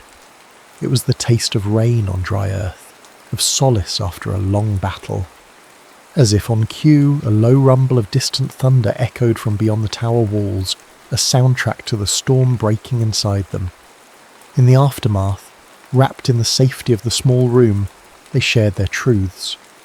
He told her his own secret. He was the son of a minor noble, a lord who had backed the wrong side in the recent wars and lost everything, his title, his lands, his honour. Thomas was a musician not by choice but by necessity, a gentleman living in the shadow of his family's disgrace. The shame he carried, his belief that he was unworthy, suddenly made his quiet pride and bitter observations of the court make sense.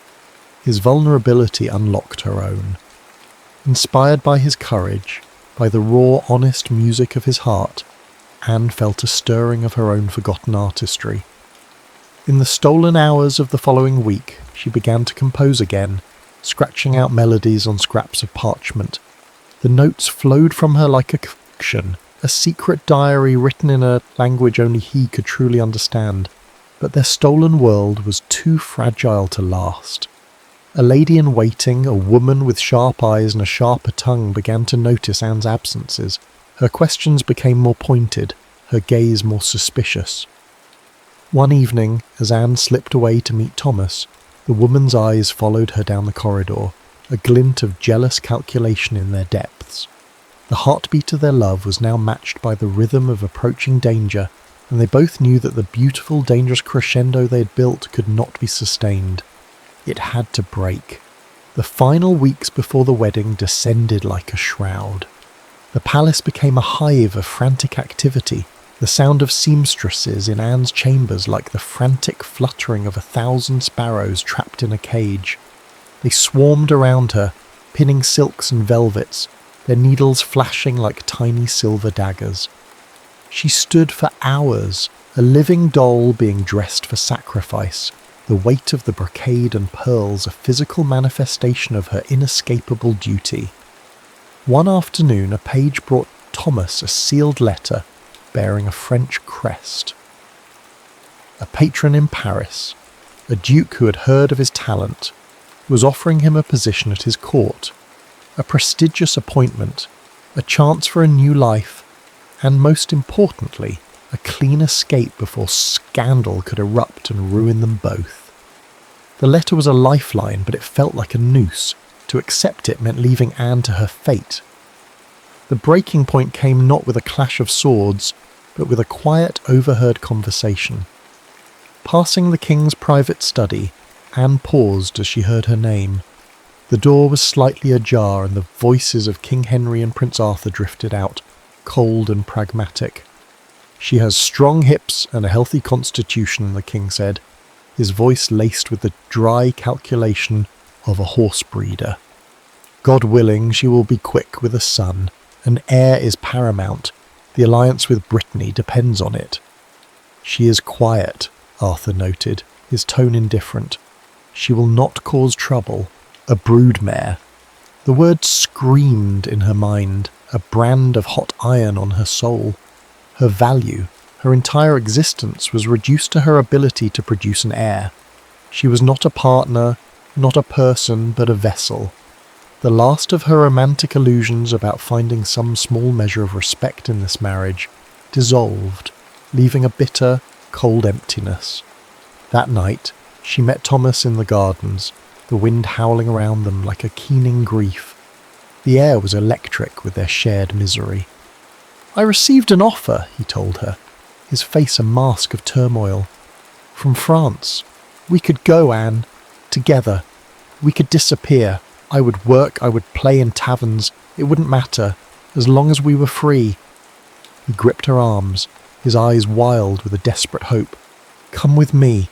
It was the ultimate temptation, a life of love, music and freedom. But she saw the future with a terrible clarity. "If I run, the treaty is broken," she said, her voice hollow, her heart tearing with every word. "My people in Brittany will pay the price. Henry will see it as a declaration of war. I would be trading their safety for my own happiness. I cannot do that." She looked at him, her eyes pleading for him to understand. "I am the bridge between two kingdoms, Thomas, and a bridge cannot choose its own direction. It can only bear the weight." The truth of her words settled between them, heavy and suffocating. There was no escape. Her dark night of the soul had arrived, and she was utterly alone in her choice. Love or duty, her heart or her people. Thomas looked at her, his own hope dying in his eyes. He saw the iron will beneath her sorrow, the queen beneath the heartbroken girl. He understood. His sacrifice would be to let her make hers. He could not save her from her fate, but he could save her from the scandal of their love. "Then I will take the position in France," he said, his voice rough with unshed tears. He released her arms, and the cold rushed in where his warmth had been. "I will leave before the wedding. No one will ever know." He turned to walk away, his figure a dark shape against the tormented sky. Each step he took away from her was a note in a funeral dirge, the final breaking chord of their song. Dawn broke cold and grey over Hampton Court, the pale light filtering through the stained glass of the royal chapel like a final hesitant blessing. Anne found Thomas there, just as she knew she would. He was not praying, but standing in the centre of the nave, his travelling cloak already fastened. A groom waited with 2 horses in the courtyard beyond, their breath pluming in the frigid air, their hooves echoing her own frantic heartbeat. "You weren't going to say goodbye," she said, her voice echoing in the sacred silence. It was not an accusation, but a statement of painful fact. He turned, his face etched with a sorrow so deep it seemed to have aged him overnight. "A goodbye would only make the leaving impossible," he admitted. "It is kinder this way." "No," she said, stepping closer. "The kindest thing is the truth." She took a deep breath, gathering the strength she had forged in the crucible of her grief. "I am going to marry Prince Arthur. I am going to be Queen of England. But I did not simply surrender, Thomas. I went to the king. I negotiated." A flicker of surprise, of pride crossed his face. "I will fulfill my duties," she continued, her voice gaining strength. "But I have secured a promise. My own household, my own musicians, a measure of control over my own affairs. I will not be a silent broodmare in a golden cage. I will have a voice. You taught me to find it." He understood then. It was not the ending they had dreamed of in the tower room, but it was not a complete defeat. She had not run away, but she had not broken either. She had found a third path, a path of duty infused with dignity. They could not have forever, but they had created something true, something that had changed them both irrevocably. "Your song," he whispered, his eyes shining with unshed tears. "You will not forget it." "Never," she promised, "nor yours." For their final farewell there were no more words. He retrieved his lute from a nearby pew. She took a small silver flute from a hidden pocket in her cloak, and there, in the empty chapel at dawn, they played. It was their final duet. He began with his English ballad, the melody of heartbreaking loss. Then she joined in, weaving the notes of her mother's Breton lullaby around his. The 2 melodies, one of sorrow, one of comfort, one of England, one of Brittany, twined together, creating a new harmony, a song that was uniquely theirs, a testament to a love that could find beauty even in the face of impossible difference. When the last perfect note faded, they simply looked at each other, their music having said everything. He bowed, a gesture of profound respect, and walked out of the chapel without looking back, 5 years later. The bells of London tolled, but this time they were for the death of a king. Anne, now the Queen Mother, a young widow after Arthur's untimely passing, stood on the balcony watching the solemn procession. She was a respected figure, known for her wisdom, her quiet strength, and her patronage of the arts. She had kept her promise to her people and to herself. That evening a package arrived, delivered by a messenger who had travelled far. It bore no name, only a seal of pressed wildflowers. Inside, nestled in silk, was a small, intricately carved wooden bird, a lark poised for flight. Beneath it lay a sheaf of sheet music. The melody was new, yet achingly familiar. It was a continuation of their song, filled with longing, but also with a deep, abiding peace. Alone in her chambers, Anne went to her clavichord. As her fingers found the keys, the melody filled the room, a sound that transcended time and circumstance. Some songs are meant to be sung once, in perfect harmony, their echo lasting longer than a lifetime of ordinary music. Anne closed her eyes, a small secret smile on her lips, and let the melody carry her back to a love that chose memory over possession, duty over desire, and in that choice found its own form of forever.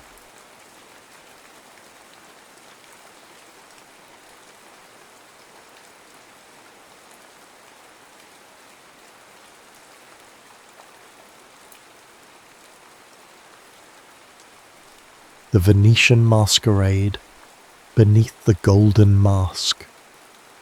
The last vestiges of twilight bled across the Grand Canal, painting the rippling water in hues of bruised violet and fading gold. From her window in the Palazzo di Rossi, Alessandra watched the city she loved, a jewel box of flickering lanterns and distant, echoing laughter, slowly begin its nightly performance. The air, thick with the damp, ancient scent of stone and sea, carried the faint, jubilant strains of carnival music, a sound that felt more like a taunt than an invitation. It was a melody of freedom, a world away from the gilded cage of her existence. Her gaze drifted from the canal to the portrait that dominated the far wall of her chambers. Her mother, captured in oils and eternal grace, smiled a gentle, knowing smile. Alessandra moved toward it, her silk dressing gown whispering against the cool marble floor. Her fingers, trembling slightly, reached out to touch a worn, folded letter, tucked into the corner of the ornate frame. It was her father's final confession, not of sins, but of figures, a ledger of debts detailed in cold, merciless numbers. A lifetime of reckless wagers and failed ventures had left their noble name hanging by a thread now woven into her betrothal. "Forgive me, Mamma," she whispered, her voice a fragile thing in the cavernous silence. "I know you married for love. It was the one true fortune you possessed." A single tear traced a path down her cheek, a hot, defiant drop against her cool skin. Her mother had been a merchant's daughter, married into nobility for a heart full of passion, not a coffer full of ducats. Now, Alessandra was expected to do the opposite, to sell her future to save their past. The weight of her mother's pearl necklace, a wedding gift she now wore daily, felt less like an heirloom and more like a manacle. Each iridescent sphere was a reminder of the life she was being forced to accept, a life bound to Conte Marcello. He was a man whose presence chilled the air, whose eyes appraised her not with affection, but with the cool, detached assessment of a merchant weighing goods. During his last visit, his touch had been a proprietary caress on her arm, his fingers cold and firm staking a claim. He spoke of alliances, of consolidating power, of the Rossi name being polished anew under his patronage. He never spoke of her, only of what she represented, a beautiful, well-bred key to the upper echelons of Venetian society he so desperately craved to unlock. Alessandra's reflection shimmered back at her from the darkened window pane, a pale, captive ghost, dark hair, eyes the colour of Venetian dusk, a mouth that had forgotten the shape of a genuine smile. She saw the resignation settling in her features, the slow extinguishing of a light she once believed was unquenchable. Her lady's maid, Sophia, had laid out the fabrics for her wedding trousseau earlier that day. Creamy silks, gossamer thin lace, seed pearls like tiny frozen tears. They were beautiful, exquisite, the trappings of a gilded sacrifice. 3 days until the masquerade ball, her mind chanted, a grim litany. 3 days until my last night of anonymity. 3 days until I become someone else's possession. The ball was to be her final public appearance as Alessandra de Rossi, the unmarried daughter of a fading house. The next time Venice saw her, she would be the Contessa Marcello, her identity subsumed, her spirit shackled. A sudden, fierce rebellion surged through her veins, a hot, cleansing fire. It was a spark ignited by her mother's portrait, by the memory of stories of a love so potent it had defied convention. What was the point of honouring her father's memory by condemning herself to a loveless future? The debts were his, the shame his. Yet she was the one being asked to pay the price. The injustice of it was a bitter pill she could no longer swallow. She wouldn't just attend the masquerade, she would inhabit it. For one night she would not be Alessandra de Rossi, the dutiful daughter, the bartered bride. She would be a mystery, a fleeting dream, a creature of the Venetian night. She would dance with strangers, drink the forbidden wine of freedom, and breathe the air of a life she might have lived. It was a foolish, dangerous idea, a final, flickering act of defiance before the darkness closed in. Crossing the room, she opened a heavy cedar-lined chest at the foot of her bed. Beneath layers of linens and stored memories lay a box. Inside, nestled on a bed of faded velvet, was a mask. It was a gift from her mother, from a time when carnival was a celebration, not a countdown to captivity. The mask was a masterpiece of gilded papier-mâché, shaped into the visage of a phoenix, its feathered crest sweeping elegantly upwards, its eyes holding a hint of both sorrow and fire. The golden surface was intricately detailed, catching the candlelight and throwing fractured, dancing patterns across her face as she lifted it. Her mother had called it her mask of courage. "When you feel caged, my little phoenix," she had said, her voice a warm melody, "remember that you have wings. You can always be reborn from the ashes." Alessandra held the mask to her face. Staring at her reflection now, she saw not a ghost, but a flicker of possibility. A woman she didn't recognize, a stranger with fire in her eyes. The melancholy that had clouded her heart began to recede, replaced by a desperate, electric yearning. One night to be the phoenix, one night to soar before her wings were clipped for good. The decision settled not with a sense of peace, but with the thrilling, terrifying hum of a drawn bowstring waiting to be released. The grand ballroom of the Palazzo Grimani was a living kaleidoscope and a riot of sensation that overwhelmed and intoxicated in equal measure. Music from a string quartet swelled and swirled, a Viennese waltz that swept through the cavernous space, catching the rustle of silk gowns and the whisper of secrets shared behind feathered fans and jewelled masks. Towering Murano glass chandeliers dripped light like liquid diamonds, casting a glittering, ethereal glow upon the throng of disguised nobility. The air was a heady perfume of melting wax, expensive florals, and the collective, anonymous thrill of the masquerade. Alessandra, clad in a gown of deep crimson that felt as bold and defiant as her mood, moved through the crowd like a phantom. Her golden phoenix mask, her shield and her liberation hid the nervous flutter in her heart. Here, she was no one's daughter, no one's fiancée. She was simply a shape in the crowd, a flash of gold and crimson, a mystery waiting to be unravelled. She watched Conte Marcello from across the room, his peacock-like ostentation on full display as he held court with a group of older, influential men. He wore a simple black domino mask, but it did little to hide the predatory glint in his eyes. He scanned the room, and for a terrifying moment his gaze seemed to snag on her, but it slid past, unrecognizing. A shiver of relief, cold and sharp, ran down her spine. She accepted a glass of champagne from a passing servant, the bubbles a fizz of courage on her tongue. She was content to be an observer, a wallflower drinking in this last taste of life. But the music was a siren's call, and a profound loneliness began to ache within her, a longing to be part of the dance, not just a witness to it. It was then that he appeared, a figure emerging from the crush of bodies as if summoned by her unspoken wish. He was tall, his presence a pocket of stillness in the swirling chaos. He wore a simple, impeccably tailored coat of midnight blue velvet, and his mask was the same deep hue, unadorned save for a subtle silver filigree at the temples. It concealed the upper half of his face, but couldn't hide the strength of his jaw or the way his mouth curved into a faint, intriguing smile as he stopped before her.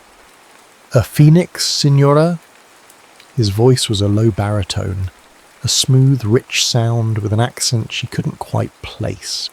Not Italian, something crisper, cleaner. How prophetic. Are you planning on rising from the ashes of this rather dull affair? Alessandra felt a jolt, a spark of connection that was as unexpected as it was potent. His directness was a refreshing breeze in the stuffy air of polite, veiled conversation. "Perhaps, Messere," she replied, her voice steadier than she expected. "Or perhaps I am simply admiring the flames before they consume everything." His smile deepened. "A poet as well as a prophetess. In that case, would you grant a mere mortal one dance before the conflagration?" He extended a hand. It was ungloved, strong and steady. She placed her hand in his, and the moment their skin touched, a current warm and electric arced between them. It was a shocking, intimate jolt in this room full of carefully constructed barriers. He led her onto the dance floor, and as the quartet slid into a new melody, they began to move. He was a masterful dancer, guiding her with a quiet confidence that was both commanding and gentle. They didn't speak. They didn't need to. Their steps were a conversation, their movements a perfect, unspoken harmony. It felt less like a dance and more like a recognition, a meeting of two souls who'd been moving to the same rhythm long before they ever touched. She found herself studying the details of him, the way a lock of dark, wavy hair fell across his brow, the clean, sharp scent of bergamot and sea salt that clung to him, a fragrance that spoke of ships and faraway lands. With every turn, every stolen glance, the tension between them coiled tighter, a silken cord of intoxicating attraction. This was more than a dance. It was a discovery. "You are not from Venice," she stated, her voice soft, meant only for him. "Is my accent so obvious?" he murmured, his lips close to her ear, sending another shiver through her. "I am English. A diplomat of a sort. My name is Gabriel." Gabriel. The name suited him. He spoke it simply, without title or fanfare. A British diplomat. The word sent a prickle of alarm through her. England and Venice were tangled in a web of shifting alliances and trade disputes. He was not just a foreigner, he was a potential adversary, a man her future husband would surely see as a threat. The knowledge should have made her pull away, but instead it added a dangerous, thrilling edge to their encounter. He was everything forbidden, everything she should avoid. When the music finally softened to a close, they stood for a moment, breathless, their hands still linked in the centre of the glittering ballroom. The noise and the motion of the crowd seemed to fade into a distant hum. Reality, with its sharp edges and cold obligations, was beginning to press in.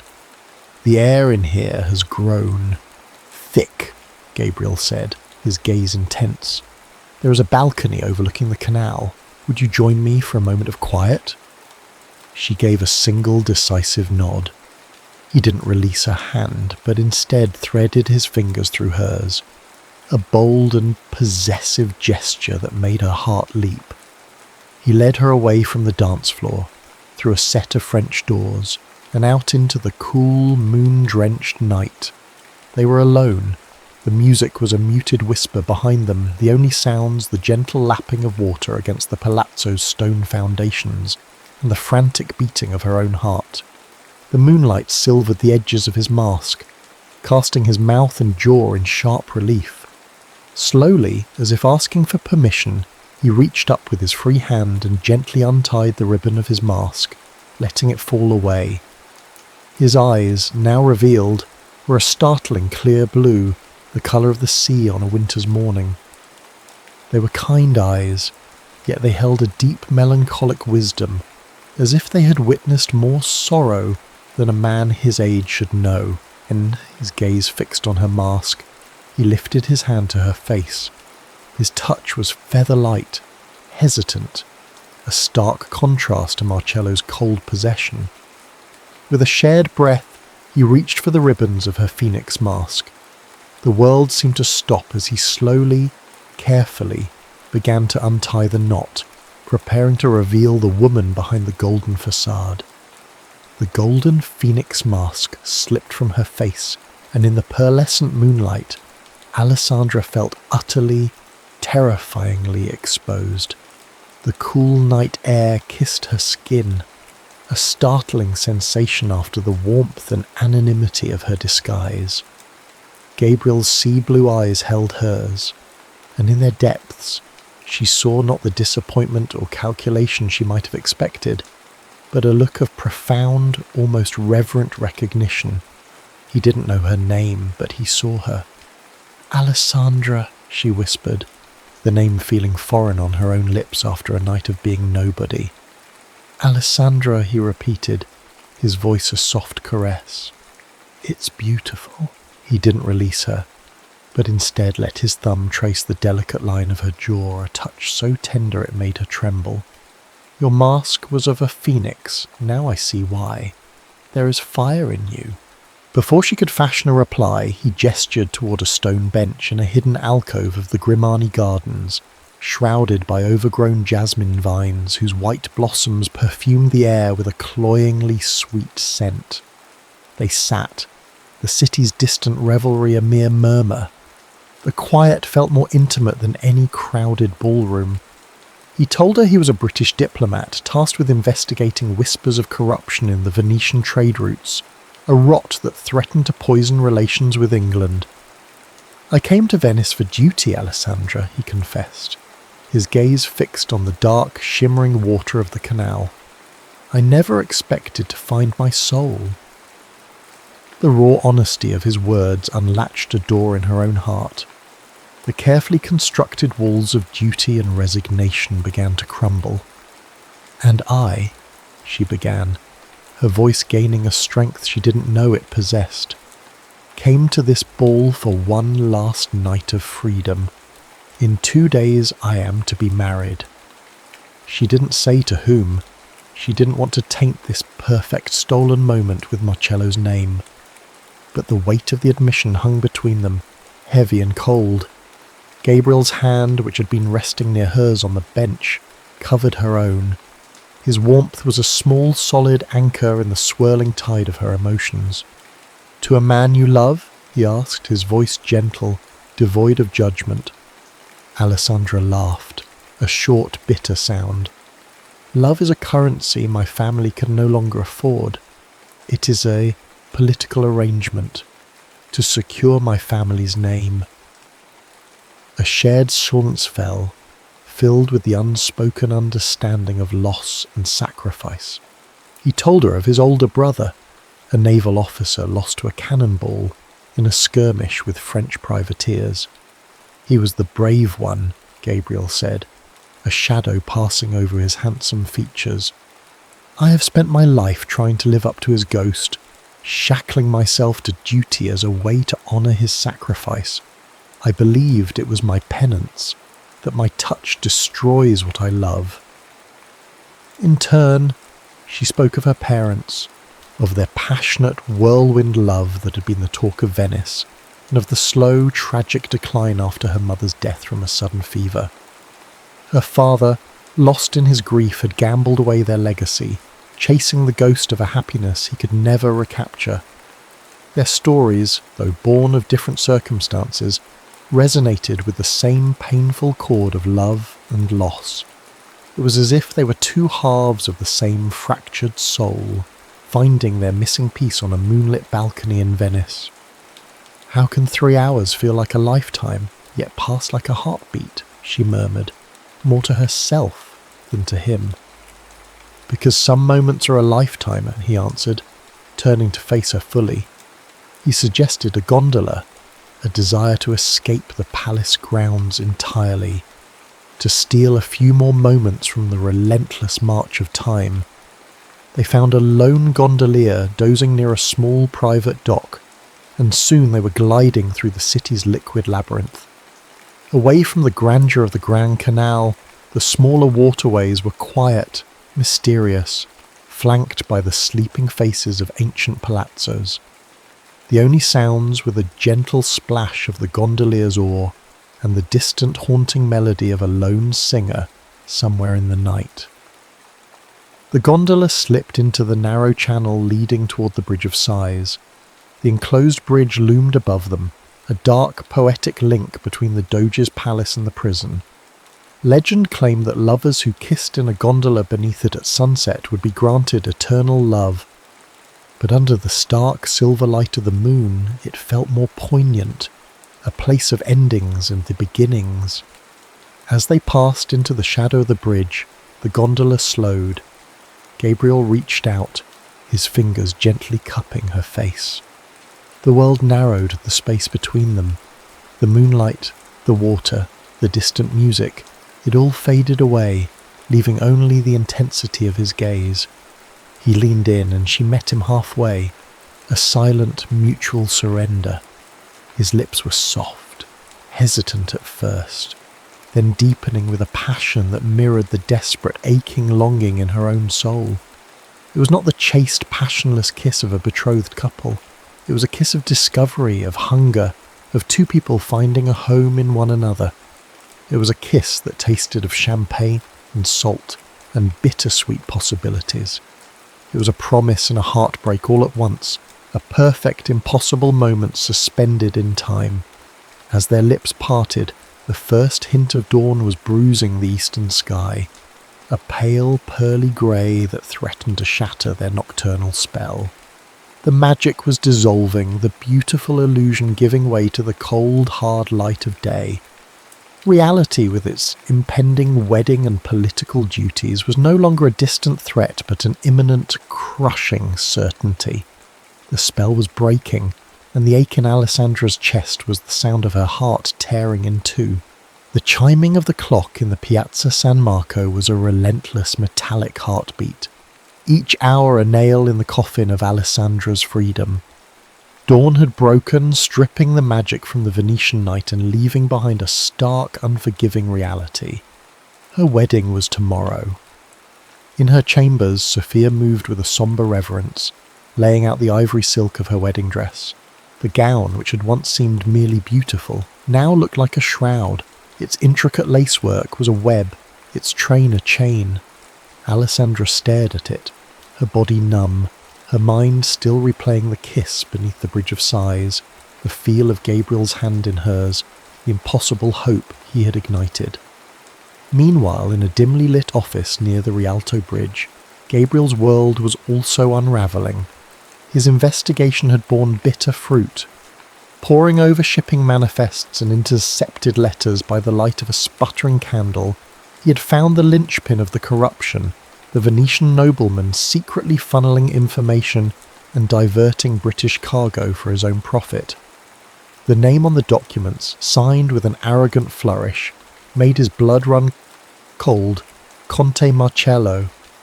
The revelation struck him with the force of a physical blow. This was not just a political matter anymore.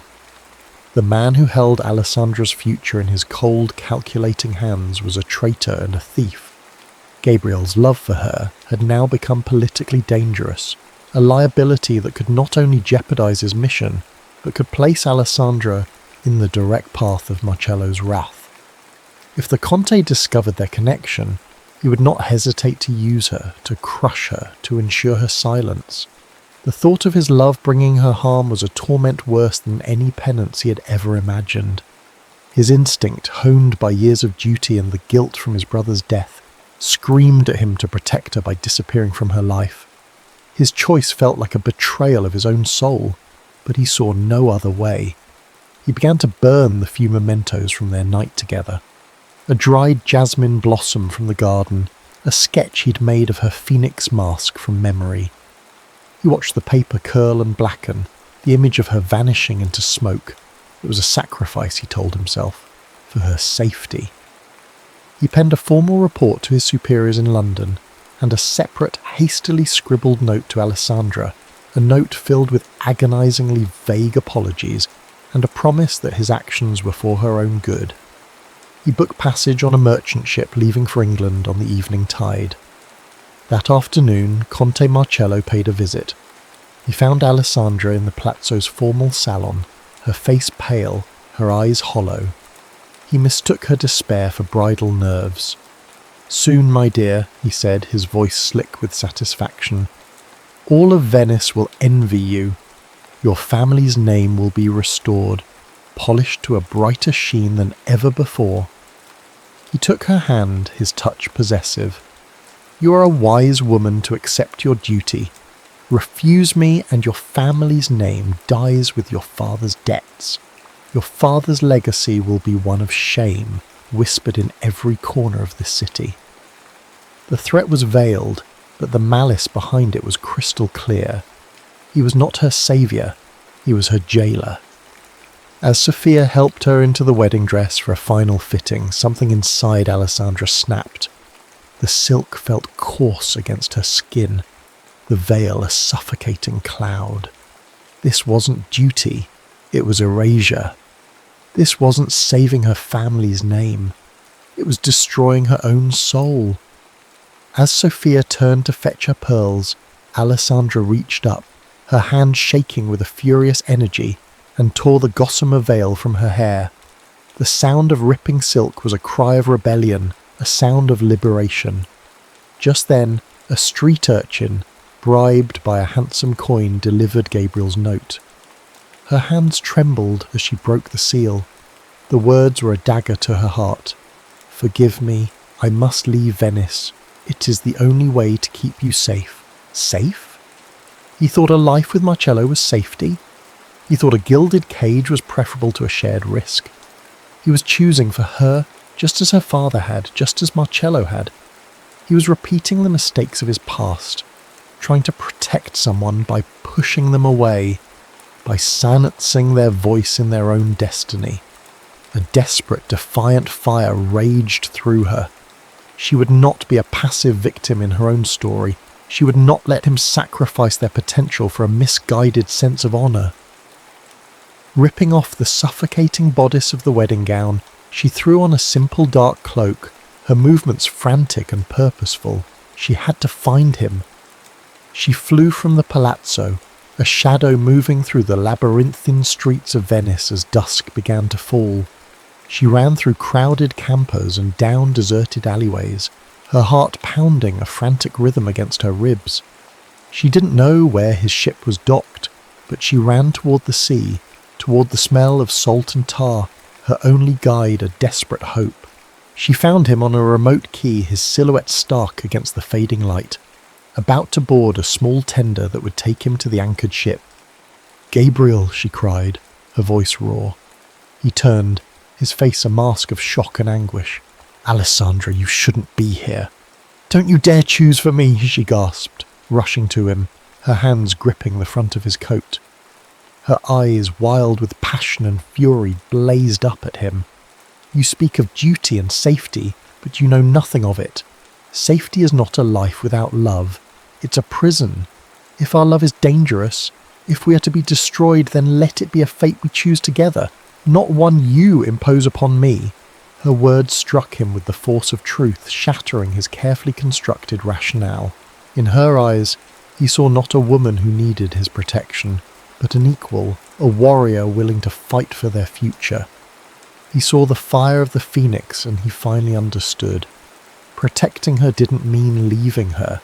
It meant standing with her. "The consequences," he started, his voice thick with emotion. "Damn the consequences," she whispered, her hands moving to cup his face. "Damn the debts, and the duty, and the ghosts of our past. Choose me, Gabriel. Choose us." In that moment, standing on the edge of the dark, whispering water, with the city of masks and secrets behind them, he made the only choice that mattered. He pulled her into his arms, his kiss a desperate, fierce confirmation. They would flee, together. Whatever the price, they would pay it side by side.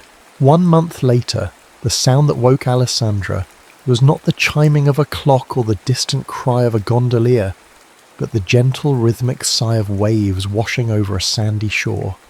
Seabirds called to one another in the bright, clean air.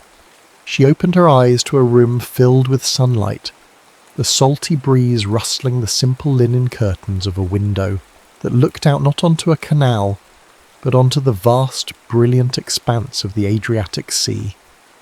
Gabriel was sitting at a small wooden desk, the morning light catching the gold in his dark hair as he wrote. They had found refuge in a secluded villa on the coast, a place far from the gilded cages and shadowy politics of Venice. Their escape had been a frantic, desperate affair, a blur of secret passages and moonless nights, facilitated by one of Gabriel's loyal contacts. In the weeks that followed, they had lived simply, their world shrinking to the confines of the small house and the endless sea. It was a world built not on legacy or obligation, but on stolen moments and a shared, quiet joy. Gabriel sealed the letter he was writing and turned, a warm smile spreading across his face as he saw she was awake. He crossed the room and handed her a different letter, one that had arrived the previous day by diplomatic pouch, its seal bearing the crest of the British monarchy. "It's over, cara mia," he said softly, his voice full of a relief so profound it was almost tangible. Her hands trembled as she read. Gabriel's report on Conte Marcello, sent before their flight, had been corroborated by other sources. An investigation had been launched, and the full extent of the Conte's treasonous dealings had been exposed. He was ruined, his assets seized by the Venetian council, his name now a synonym for disgrace. But the letter contained another, more startling revelation. In their investigation, the authorities had uncovered Marcello's predatory financial dealings, including the unjust terms of the arrangement he had forced upon her father. The Rossi debts were declared void, a product of criminal coercion. Her family's honour, the very thing she had been forced to sacrifice herself for, had been restored not by her marriage, but by the truth.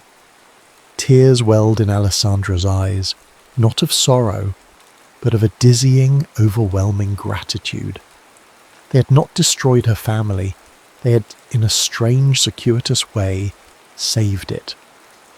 "Love isn't about finding someone you can live with, cara mia," Gabriel whispered, wiping a tear from her cheek with his thumb. "Someone you cannot live without." He knelt beside the bed, taking her hand in his. "I spent so long believing I was destined to live a life of penance. You taught me that true honour lies not in solitary sacrifice, but in the courage to build a life with the person who holds your heart." Later that day, as the sun began its descent toward the horizon, they were married. There was no priest, no audience, no silken gown or string quartet. Their ceremony took place on the beach at sunrise, witnessed only by the sea and the sky. Alessandra wore a simple white sundress, and Gabriel a plain linen shirt. They exchanged simple hand-forged iron rings, their vows a quiet promise whispered over the sound of the waves. It was honest and real and more sacred than any cathedral ceremony could ever have been. In their small villa, her golden phoenix mask now hung in the window. It was no longer a symbol of a desperate final flight, but a testament to their rebirth. Each morning it caught the sun's rays, scattering prisms of light across the room, a daily reminder of the night their two worlds collided. She was no longer the caged bird, and he was no longer the lonely diplomat bound by ghosts. They were simply Alessandra and Gabriel. She stood with him on the cliffside overlooking the water, his arms securely around her waist. His evidence and diplomatic service had earned him not a reprimand, but a pardon and a new, less perilous posting in England. They would sail tomorrow, toward a new life, a future they would write themselves. Some say we lost everything, Alessandra thought, leaning her head against his shoulder as they watched a ship sail toward the horizon. A title, a palazzo, a place in Venetian society, but how can it be lost when you've gained your soul? They held each other, their new wedding rings catching the last brilliant rays of the setting sun. They had navigated the labyrinthine canals of duty and deception and emerged into the clear, open waters of truth. They had learned that the greatest masquerade isn't the mask you wear to a ball, but the inauthentic life you accept out of fear. Theirs was a love bodged in secrets and starlight, a love that had dared to choose courage over comfort. And as the Venetian dusk once more painted the sky in shades of violet and gold, their quiet laughter, a melody of hard-won peace, was carried out to sea two souls who had risked everything and in doing so had gained it all.